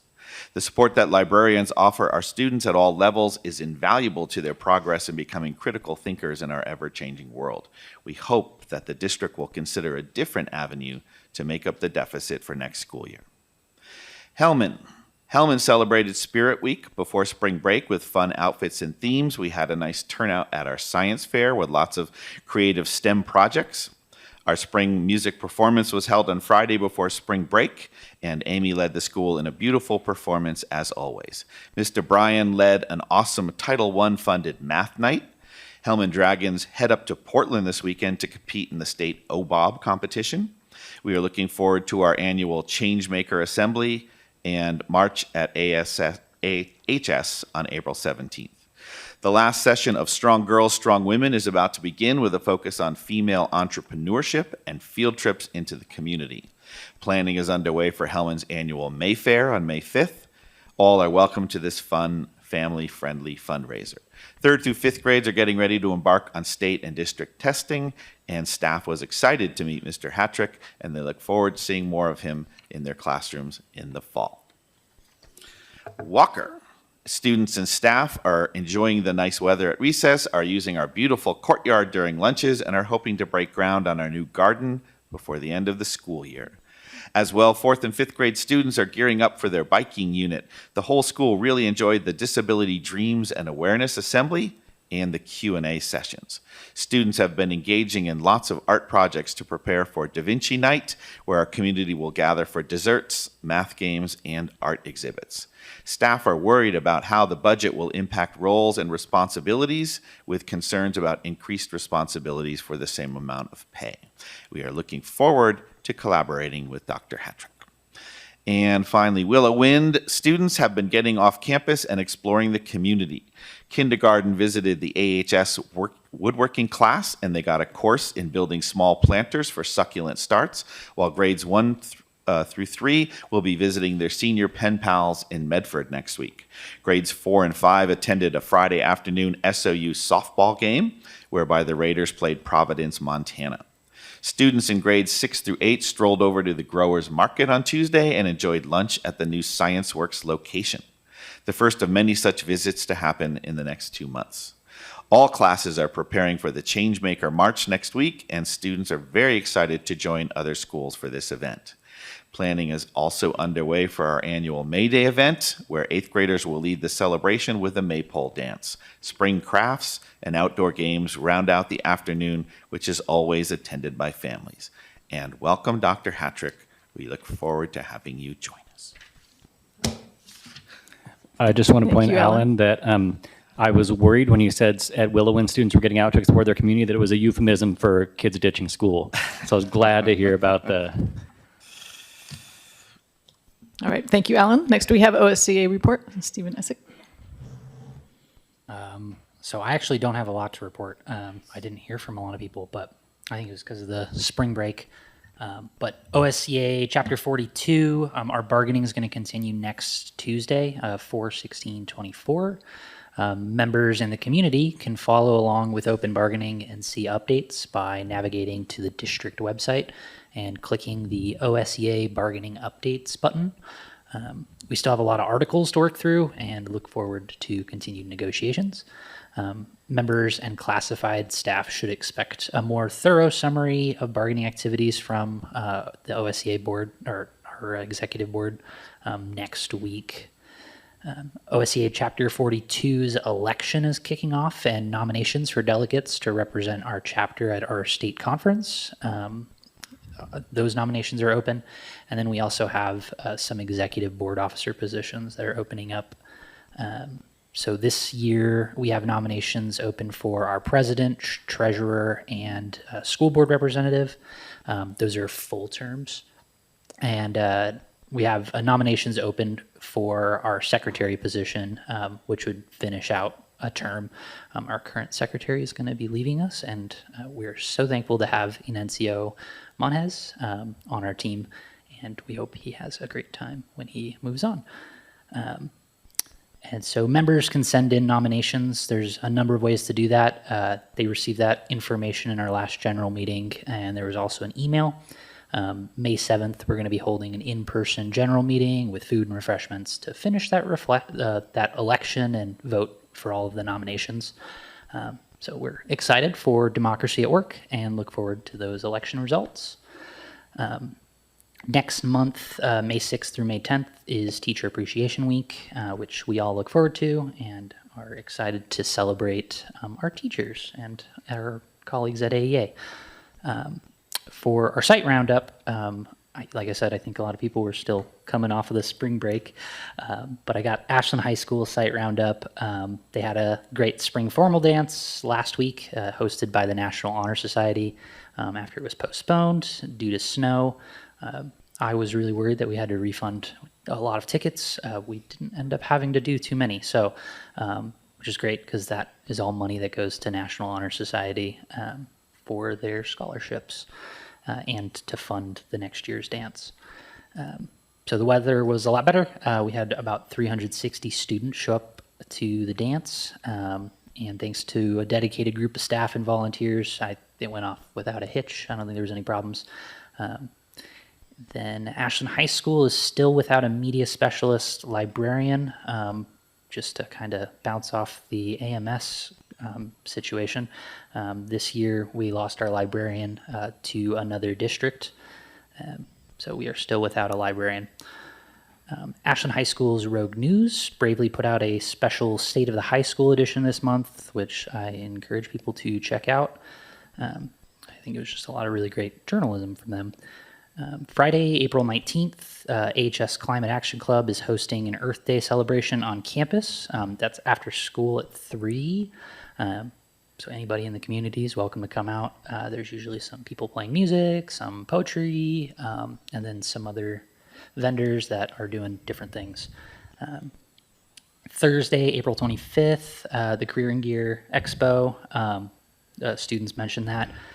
Just thankful for Jennifer Marsden, our classified college and career specialist, who has been keeping that annual tradition alive. We're really thankful for her. I know she's working remotely right now, so a little extra hurdle for her. Finally, Friday, April 26th, we have our 3rd annual Clash on the Quad. 3rd? Yeah, 3rd. And it's just a fun event. That's at 3 or 3:30. Right as the bell rings, 3 o'clock. 3 o'clock, get there. And lastly, I had the opportunity to sit on the first meeting for the AHS. It was the Grizzly Parent Association. I was told it was the Grizzly Teacher Organization, or the Parent Teacher Organization. So I was down there, and I hope to see more faces in the next one. A little interesting study that I was coming across was that 75% of internal work in academia happens because of women. And I saw that at the Grizzly Parent Association. It was all women there, other than the 2 admin who are there, and myself and Isaiah Creel, who was there. So I would love to see more fathers or adults or guys there to give a different perspective and to do some of that internal service work that is often left for women. Other than that, like I said, don't have any other sites to report on. All right, thank you, Stephen. So I have had a motion to move the public comment next before board report. Are you all okay with that? So Jackie, I believe we have 3. Should I go ahead and call? Okay. Okay, so first I have Matt Damon, if you'd like to come up. I can, you probably know the rules. State your name, your city, and you have 2 minutes. Yes.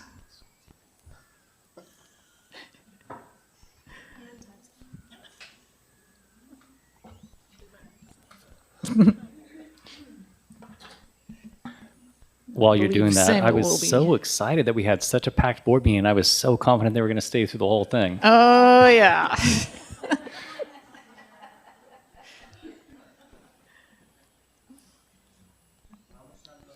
2 minutes. And Samuel will be your timekeeper.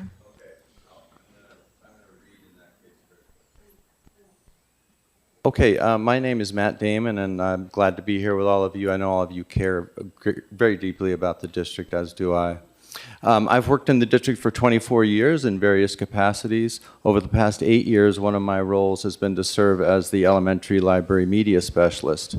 3 years ago, the position was reduced by 2/3, eliminating library instruction for about 1,000 students at 3 elementary schools. The position I now hold is as a library manager for 3 libraries rather than a library media teacher. I think this has been a sad loss to our district and certainly a loss for students who are missing a piece of what should be essential learning. Tonight, I'm here to express my concerns about what appears to be the district's intention to eliminate librarian positions at Ashland Middle School and Ashland High School for next year. This is a more drastic cut even than was made 3 years ago at the elementary level. The new proposal would eliminate all direct instruction from trained librarians to students, as well as librarian collaboration with teachers and lesson support for teachers. What is now proposed is the libraries be run by the classified library staff who already have very full job descriptions, but who would now be asked to take on additional tasks they are not trained for.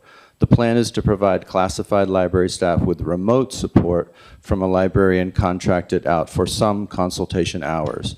To me, this all seems woefully inadequate. We live in the age of information, a time when information literacy is essential for success. Students should be learning about books, about exploring literature, about how to do research, about trustworthy sources, and about digital citizenship, etc., from a trained librarian. I don't believe that eliminating these positions is a wise decision for our district, which prides itself in educational excellence.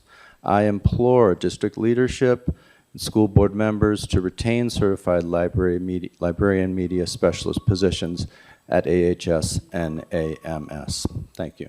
Thank you, Matt. Okay, next I have Stephen Essig, who would like to come up.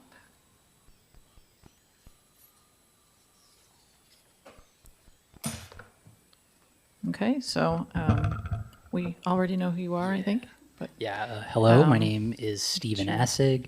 I'm an Ashland community member and district employee. I'm not here speaking on behalf of OSEA or in my role with OSEA.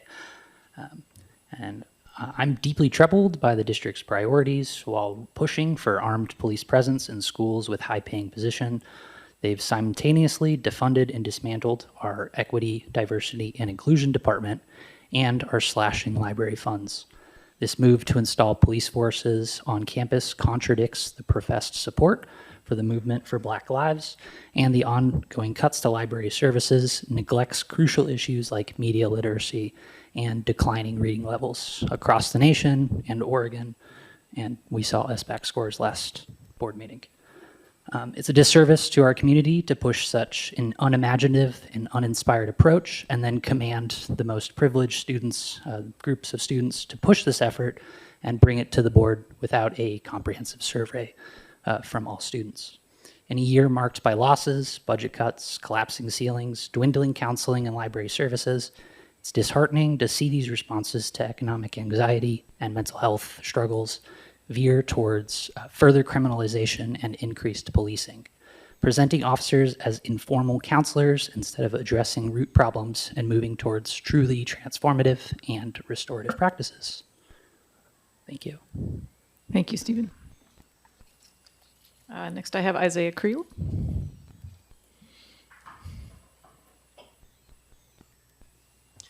My name is Isaiah Creel. I'm a teacher and a parent over here in Ashland.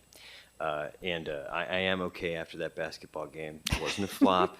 You know, Marcelo's got those big thighs. I took a knee right to the stomach. That guy, I'm telling you, I'm glad he's on our team, really. You know.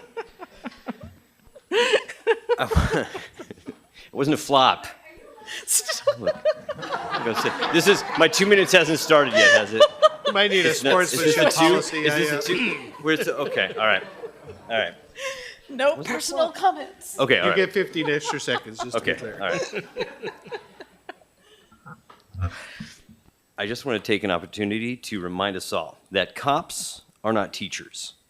Teachers are teachers. Cops are not counselors. Counselors are counselors.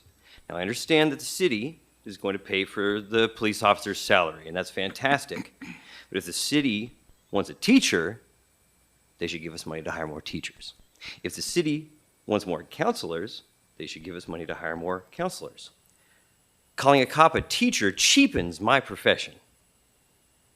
Police officers are quite literally government-sponsored agents of violence. Now, calling them anything or considering them anything other than that is disingenuous. Having them present is simply a visual reminder of the violence that they and they alone are authorized in our society. So as we go forward with this plan, keep in mind that that is what they are and that is what they represent.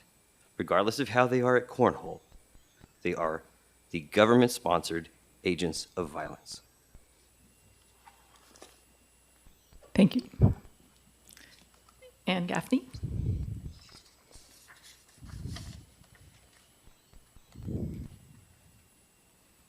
Good evening. I'm Ann Gaffney. I live next door. My son is in 8th grade at Ashland Middle School, and we're a relatively recent transplants to Ashland from the East Coast. I heard something tonight in the discussion about the SRO that left me wondering, and that I wanted to sort of highlight for you all. And that is that people shared tonight that they were scared, but I'm not sure that the solution to what they're scared of in all of those instances is actually the SRO position. And so I just want to highlight for us all that we need to be looking at the reasons why folks are scared and what are the appropriate solutions. And maybe the SRO is part of that solution, but I don't think it's the entire solution. And so I want to just focus on, like, there are these other things that we need to be looking at regardless of which way we go with the SRO position. Thanks so much. Thank you. Okay, and I will also note that we got 4 written statements that Jackie is sending to us for the board to read. Thank you. Okay, so now we will go on with board report. Anybody want to start us off? We can just go down the line. Sure. I'll just start. I'm going to make it super quick. The High School Reimagining Committee is going strong. We're getting ready to conduct student focus groups at AHS, and we're putting together a survey for AHS teachers. Board retreat, which we all did. And I'm a Sir Optimist. We had a Dream Builders lunch, and we raised $30,000 for scholarships. Wow. I'm really excited, and a chunk of those do go to Ashland seniors. So just want to say that was very thrilling. That's me. I will also keep it very concise. I would say the high point is probably the Calendaring Innovation Committee is wrapping up work. We're hoping to be done and able to present at the May work session. So it's been a great process, and I'm excited to share what we've put together with you all. And then beyond that, I've just been meeting with teachers and staff when they want to reach out and listening to their perspectives. So just trying to be available for people who want to share what their needs are. All right, well, I guess I'll go next if we're going down the road. Yep, board retreats. That was a very useful part of our day. I think we need to do more of that. I think we are all in agreement. I've had a very nice time lately getting to know Dr. Hattrick better as we are preparing to welcome him to our district. That's been great. And I've been spending an awful lot of time with our high school OBOB team that I am coaching this year, and we are heading it to states tomorrow, so that's very exciting, along with the Hellman Dragons. Whoop, whoop, whoop, whoop. So, and I'll say, I know I spoke last time about the amazing performance by our orchestra in getting to states. We also had a quintet that placed second, which also has now qualified for states as an alternate. So there will be a whole group of students going up for that in another couple of weeks, which is great. All right. So yeah, had a great retreat. Lots of just new ideas we heard about, and it was just good time together as a board. We don't get a lot of time together to just brainstorm and chat about new things happening, so it was good quality time. Also, yes, I've got to spend some time with Dr. Hattrick, and really excited for him to come on board full time. And met with the innovation committees. Our innovation committee met twice as a full committee, which we have about 20 volunteers on that committee as a whole, and then we have 3 subcommittees. So we brought the committee together 2 different times since the last board meeting, so that we've been working hard to try to meet some deadlines before the end of the school year. So that was great. And that's I had forgotten about the board retreat, so thank you for reminding me. That feels like ages ago, but it was wonderful. I love that opportunity. More of that, yes, please, to chat and hear about some really fun stuff, especially a great conversation about AI. So I really appreciate that, and it's wonderful getting to know Dr. Hattrick better. I missed our last work session. I'm sorry about that. I was out of town. It was worthwhile. But the work I've been enjoying is with the enrollment committee, and so I love it because it's the community members helping solve the problem of declining enrollment with ideas for stabilizing it in the short and long term.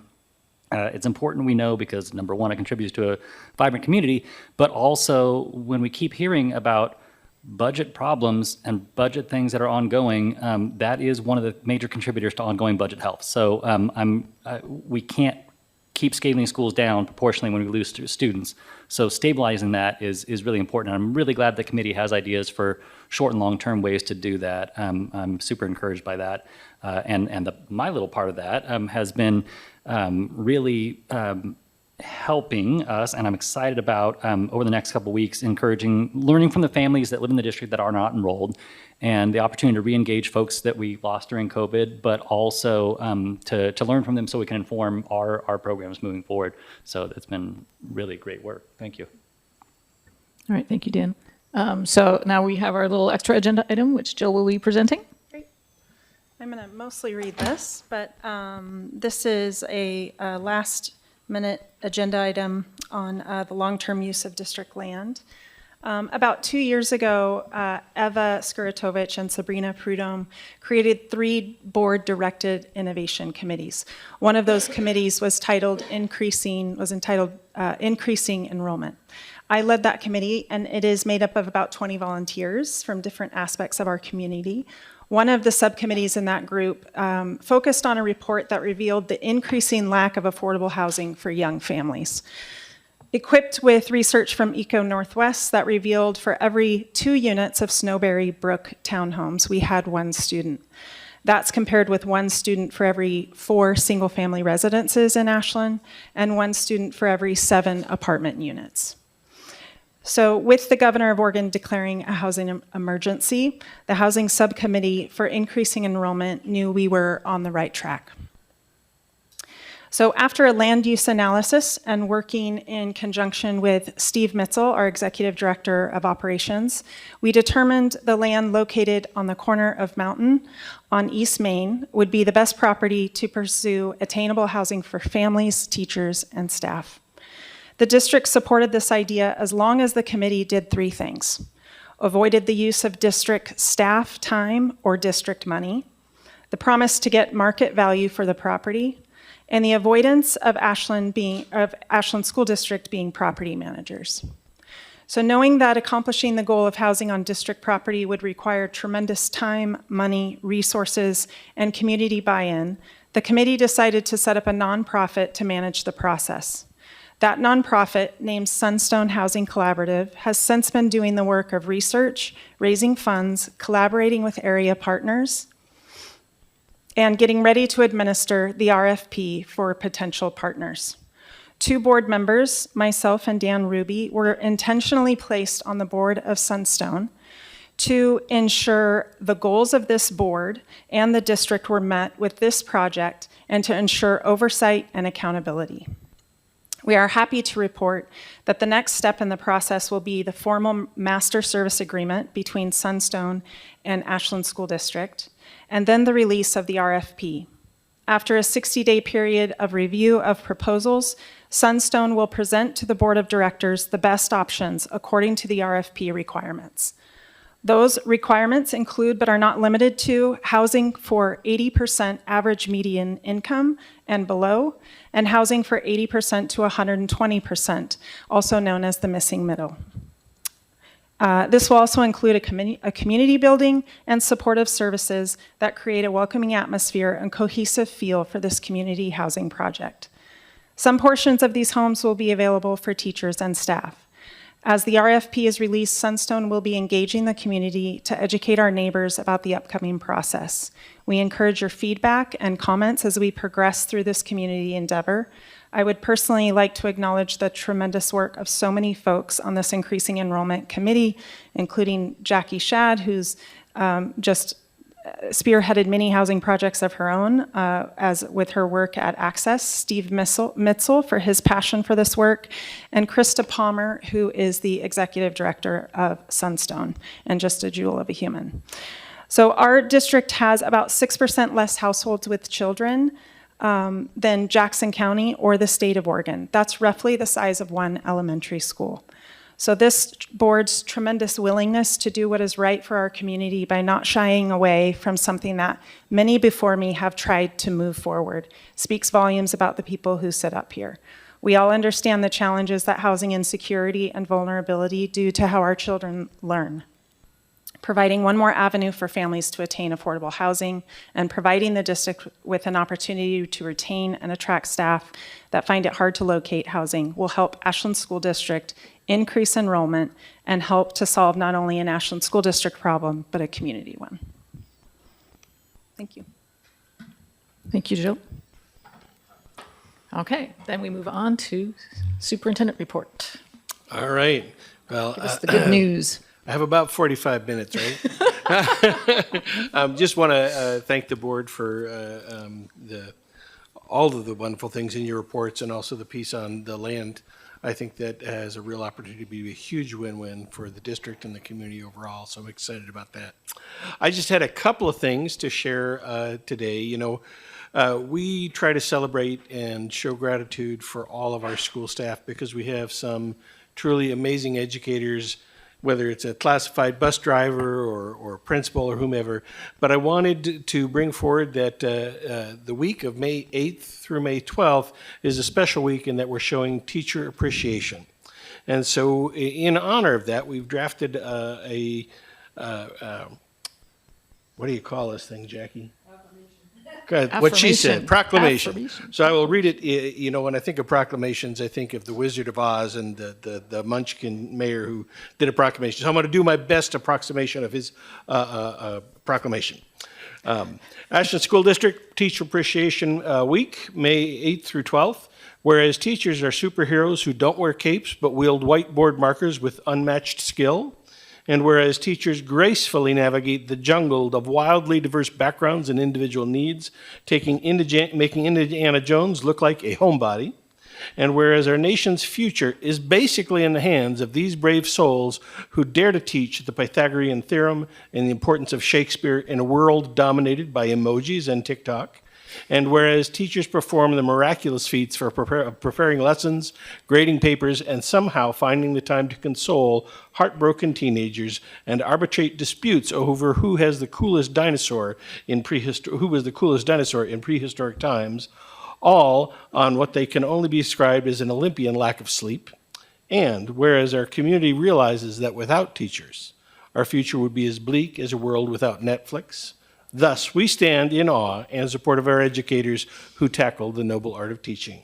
Now, therefore, be it resolved, see, that's proclamation-y, that the Ashland School Board of Directors proclaims May 8th through 12th not just as Teacher Appreciation Week, but as a week we officially recognize our educators as the rock stars that they truly are. And be it further resolved that the Ashland School Board of Directors implores every member of our community to join in this grand ovation, encouraging a standing room-only performance in honor of our teachers. So go forth and shower them with adulation that they so richly deserve, be it in the form of heartfelt thanks, coffee cards, Dutch Bros, or perhaps the occasional pizza, because who doesn't love pizza, and they are good for teaching fractions. adopted this day, well, I'll leave it to you to adopt it should the board choose. All right. We would need a motion. Do I need a motion to You'd need a adopt motion. the proclamation as presented? Approximately. I so move. I'm not going to restate the whole thing. I resoundingly second with deep appreciation for teachers. All in favor? All right. Well, with that proclamation, we will shower some love on our teachers at each of our sites. And I really should say certified, because there are other folks in that group, including school psychologists, speech pathologists, and others that also give tremendously to our kids. The second item that I wanted to share tonight is we do have a guest, soon-to-be superintendent, Dr. Joseph Hattrick, who might join us for just a minute.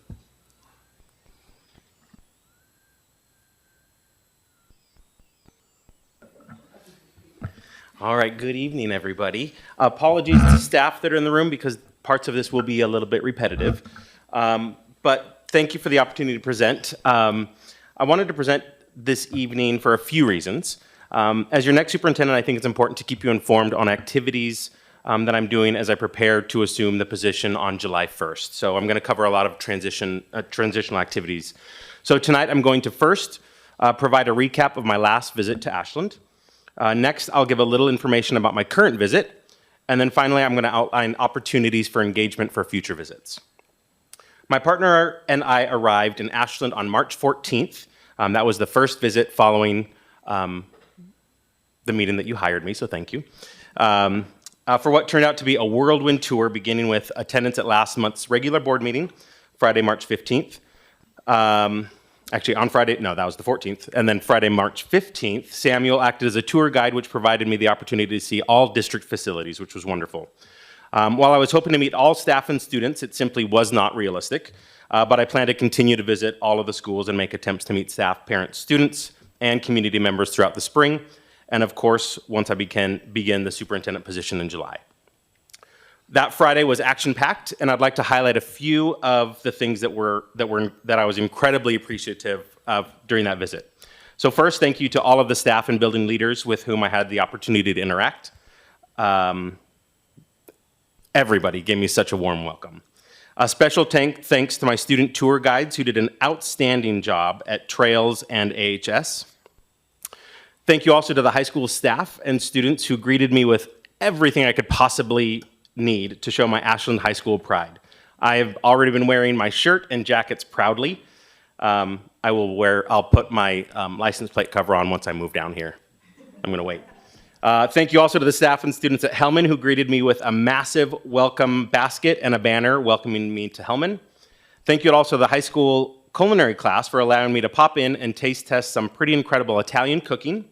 And then also prior to leaving, my partner and I attended the Saturday matinee of Matilda. Outstanding performance. And you all did warn me, and I'm happy to hear that those things don't happen here, but the performers were terrific. So while those are only a few of the things that I specifically called out, there were countless awe-inspiring moments, which just continue to confirm my excitement for being here. I was continually impressed how equity consistently showed up as part of the fabric of the Ashland School District. The Ashland School District clearly has some incredible staff, and I couldn't be more excited to be joining the team this July. During this current visit, I had the opportunity to spend the morning today at Bellevue during drop-off time to meet students as Ms. McCullum and staff greeted students. I then spent time with Ms. Franco and learned more about the work at the ASD housing project. This evening, right before the board meeting, I had the pleasure of attending the annual Rotary fundraiser.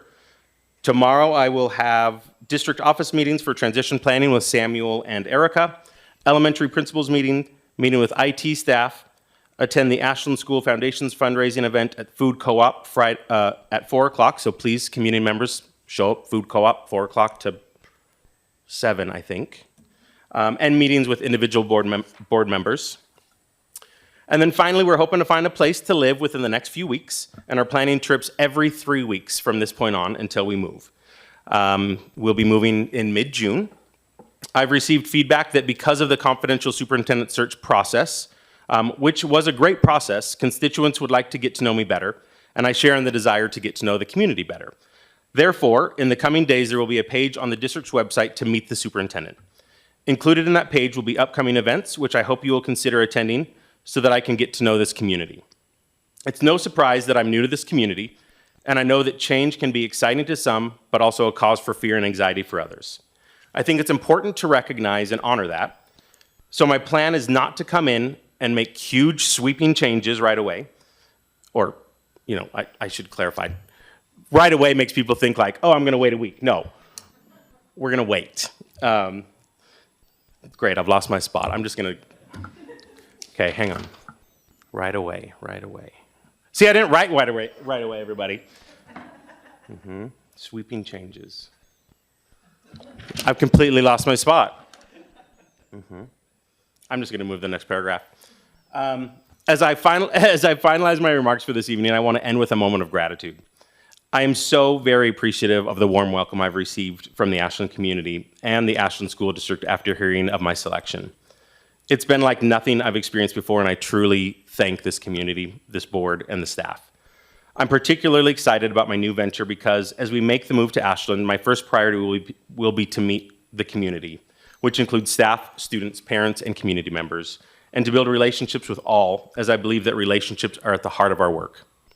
So again, thank you to the Ashland School Board for allowing me to present tonight, and I'll continue to keep the board, staff, and community informed of my activities. That concludes my formal remarks, and I'd be happy to answer any questions that anyone may have. Or not, because then I'll mess something up again. Anyone? Thank you. We can't wait to meet your dog. That's what we're all waiting for. I'm happy to bring Gus down very soon. Thank you.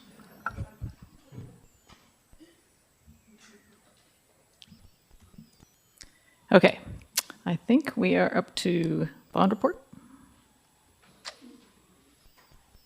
Capital bond report. Mike Freeman. No Steve today. Oh, Rebecca. You're much better looking.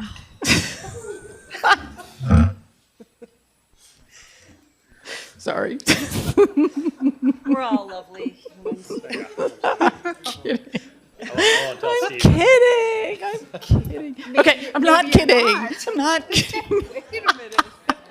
I think he's actually listening in, so we know you're kidding. Steve might have heard, yeah.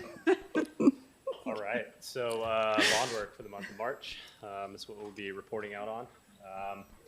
So within the month of March, of course, we have the week of spring break, which is an opportune time to address a lot of work that couldn't otherwise be taking place with students there. So I believe, as everyone is aware, the solar project was essentially turned on. It's now powering trails. We reported on that last month, but that happened in March. Over at Bellevue, the last components arrived for the HVAC upgrades there. So the chiller was installed just in time for the warm weather. So we'll now have AC to that portion of the school. And the boilers are started up. They're kind of doing their last kind of checks there, but all in all, that project's wrapped up. Then, of course, the majority of the bond work was over at the high school, once again. Work proceeded at the Humanities Building. So on the seismic upgrade piece, where you see a lot of that external steel, that was all covered in concrete over spring break. So you no longer kind of see what took place from a seismic retrofit standpoint, but the building's looking more and more complete by the day. Inside the building, they started to do, or continue to work on the rough end for the mechanical, electrical, plumbing. New ducting is ran throughout for the new HVAC upgrades there. Fire sprinkler, fire alarms, those upgrades are taking place in Humanities Building on the first and second floors. And the basement is nearly complete with concrete pour-back for the seismic upgrades there. Over at the Science Building, they kind of continued demo. They started to install a lot of the rough end for mechanical, electrical, and plumbing there, as well as the HVAC upgrades in that building. Framing is going to be taking place here in the near future, so they'll be framing those upgrades in the science classroom area. That's primarily the focus right now in this first phase. Elsewhere on the campus, we're still going through really kind of the the scope of work and the bids that came in to make sure that we're aligning those scopes with what's in the budget there. So we will be seeing that moving ahead. In addition, on the science building, we advertised for bidding for the roof replacement. That went out today with the anticipation that bids will come in and we'll be able to take a recommendation to you guys next month at the board meeting. And that's all in preparation for completing that work this upcoming summer of 2024. So we feel like lead times will support that. We've gotten a lot of input from subcontractors prior to advertising to make sure that they have availability with that kind of late push to get it done this summer, but everything should line up to be able to move forward on that. So good to get that roof replaced prior to the next school year. Is that roof, is that like a full replacement? Is this, I might be mixing stuff up, but I remember there was this concern we had about like replacing things that were then going to get torn, that are scheduled to be torn down in like yeah, so there was 7 years or concern something? that since the district is currently applied for a seismic grant for the science building, those results don't come out until May, so we wouldn't find out. But in order to get that work moving along, we've kind of confirmed with the structural engineers who were involved in that schematic design for the seismic upgrade that they can address everything from down below, so there's no risk of having to do any rework on a new roof if the new roof was installed this summer. So we confirmed that, and that kind of indicated it was all right to move ahead. It was a little bit of a tricky point from a timing standpoint. We didn't want to, of course, be cutting into new work. So I think that answers your question, Jill. I think so. So that building is not one of the ones that was set to like be entirely. No. So Demolished. if the seismic grant is awarded in May, all of that work will be able to be done from the underside of the roof. So. Okay. Yep. Okay. Thank you. Any other questions? All right. Well, thank you guys. That's it? Wow. Sorry, I didn't Rebecca. say more. Mike, I just Moral want to say support. thank It's you very good. for hanging out so late. Appreciate Absolutely. it. Happy to be here. All right. Thank you.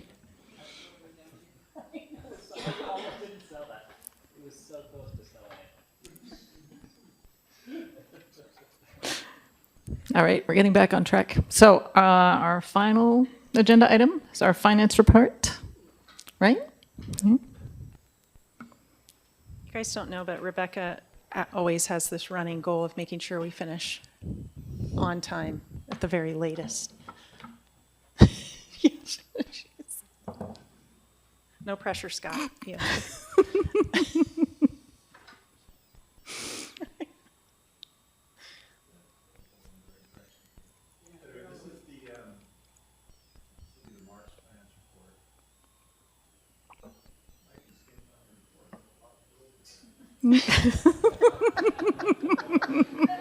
Get back up here. Smack talking midnight. God, these mics are so loud.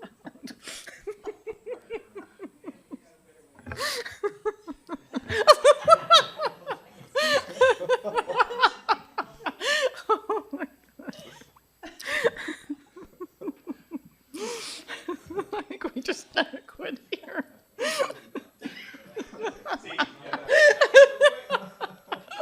We even got Samuel going. So, anyway, not real happy news once we get to the actual report, but it's kind of the same. An update a month later, basically, we're still kind of in the same position, and we didn't really expect any changes in the general fund, and that's kind of been our theme for the year, of course, and unfortunately, and we do have to deal with it. If we were looking at this report last month, just looking at numbers more closely, and as we get closer to the end of the fiscal year, we can start projecting, I think, more closely what our ending fund balance may be. This still could change, but it's taken, I think, a more downward trend. It was kind of in the 900,000 range previously, and it's probably likely going to be more in the $600,000 range for an ending fund balance. And that's just how, again, mainly payroll expenses coming in and at continually higher rates. So that's where we're at, and that's as we go next week, we have our first budget committee meeting, and this is the tough work we're going to have to start with, and what we've been working on. And I hear all the comments throughout the meeting tonight about librarians, especially or specifically, and there's just a lot of structural changes the district is going to be proposing in our budget as we go forward with our budget committee meetings and going forward. We have to address the overspending in our general fund. I think we have a plan going forward that we'll present more formally in our budget committee meeting to stop the overspending, and then going forward from there in subsequent years to start recovering our fund balance and just becoming a more streamlined school district. Certainly, increased enrollment could help us in the long run, so we totally support those actions to address that. But we also have to recognize that we're where we are now. We can't wait for a year or two or more to make significant changes on the revenue side. We have to address our spending levels. So that's where we are right now. So. I have a question. Is there anything, so I understand projections and expectations. Is there anything that is not likely but hopeful that is not reflected in this? Is there any magic stuff coming down the pipe that you are not putting in this because you don't put that kind of thing in here? On the revenue side, there is some possibility for when the state does its reconciliation for prior year enrollments and prior year school funding allocations, there's a chance that we'll get some positive revenue from that, but not anything that's going to solve any of our problems. There may be a couple $100,000 swing up from here. I'm hoping that the $600,000 will be the floor of our fund balance when we're through with the year. There's some hope, I think, that with the prior year adjustments that the state revenue, as the state finishes its accounting for the prior year state school funding reporting, that will have some positive adjustment. And, that could be potentially a couple $100,000. Nothing that will change our overall status, but it will hopefully protect at least this level for us. Okay, I'm going to channel Jill here for a minute. So between last month and this month, we went from 900 to 600. And you're saying that that's mostly payroll costs, right? So, so I guess I'm wondering, that's a big drop over a month, and then we're looking at, more months to go. Right. How are we sure that this isn't going to drop further? And as we get closer to the end of the year, it becomes easier to project what the balance is going to end up as, how much we're going to be spending, and as we get closer to the end of the year, we have more confidence in what's still out there. And one of the pieces that hit us revenue-wise is the current year enrollment numbers came in, the adjustments for the factoring in the poverty rate and the actual attendance numbers for the district did come in a little bit lower when the second period ADM reporting went through the ODE, so the formula went down a little bit on the revenue side, but the bigger impact was just spending is kept up where we thought we could maybe control some of the costs. so that was through lack of attrition that we were expecting, or some of that, yeah. Some of it. Remind me where the funds for the roof came from. That was bond.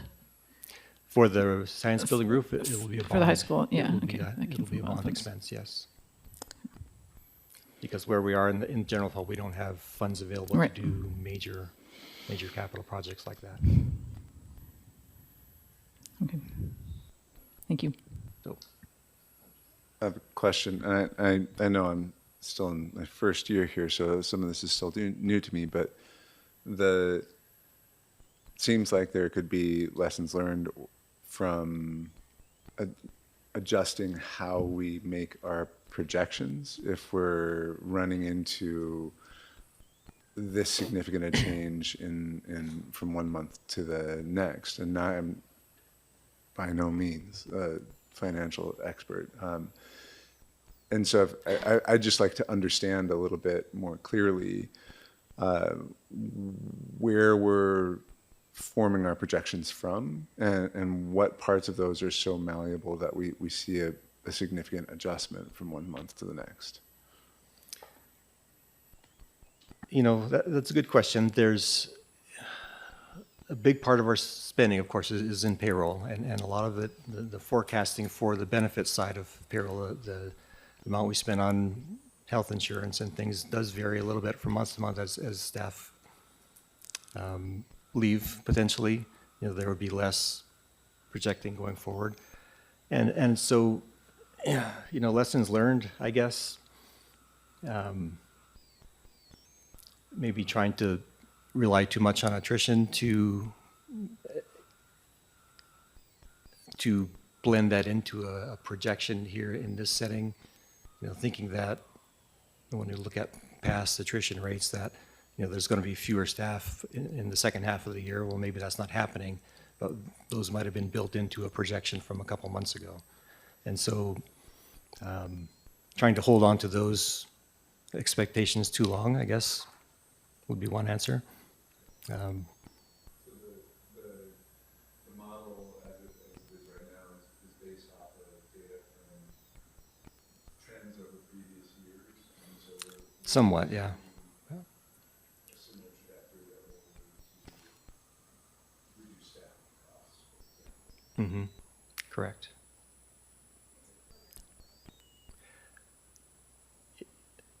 Mainly programming, but you have to put in assumptions for,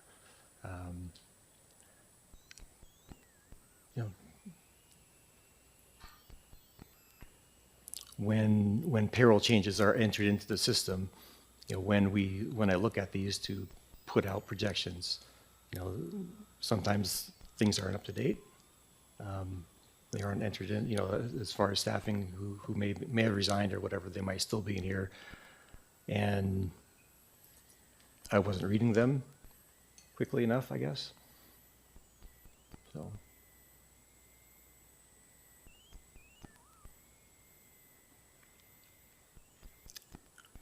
But a lot of it is, you know, maybe holding on too long to a more positive, you know, hope that it's going to be in the $1 million or $900,000 range, and it's probably not likely going to end up there without some positive change on the revenue side, which could still happen. But I, you know, going into this month, would hate to keep that higher level as we're going into planning for next year, and not have it come to pass.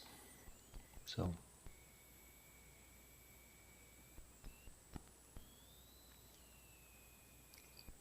Well, I appreciate you saying.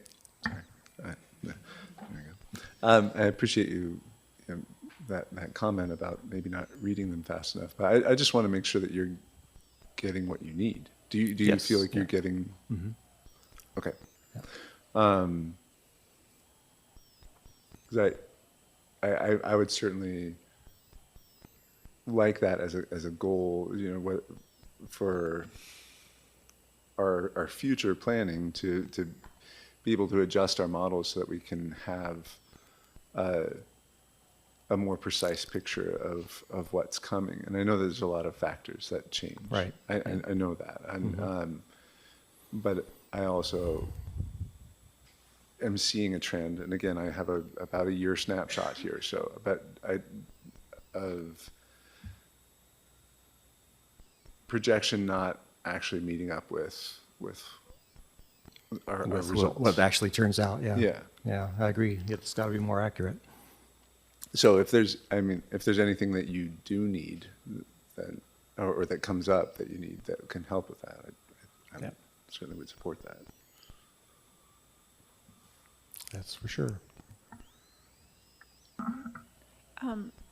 no anticipation of reimbursements or for any of the mandated changes from the state as far as, now I've forgotten the bill. SB 819. SB 819, yeah. No. Or any other, yeah, okay. None of that kind of funding, no. Okay.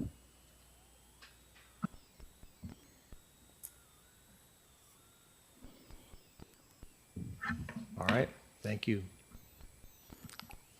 All right, thank you, Scott. Oh, we should have some more fun news to end it with. All right, well, that's all we have. I'd like to hand out some chocolates or something at the end here. Yeah. The meeting's over. The meeting's over. Okay, announcements. The District Budget Committee will hold its first meeting on Wednesday, April 17th, 2024, at 7 p.m. in the district office.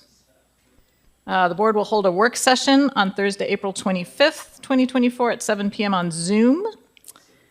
The district will hold its second Budget Committee meeting on Wednesday, May 8th, 2024, at 7 p.m. in the district office. The next regular session meeting will be held on Thursday, May 9th, 2024, beginning at 7 p.m. right here in City Council chambers. A Zoom link will also be available. All right. So I hereby adjourn this meeting at 9:51. All these people should get something. I know, right? I feel like that's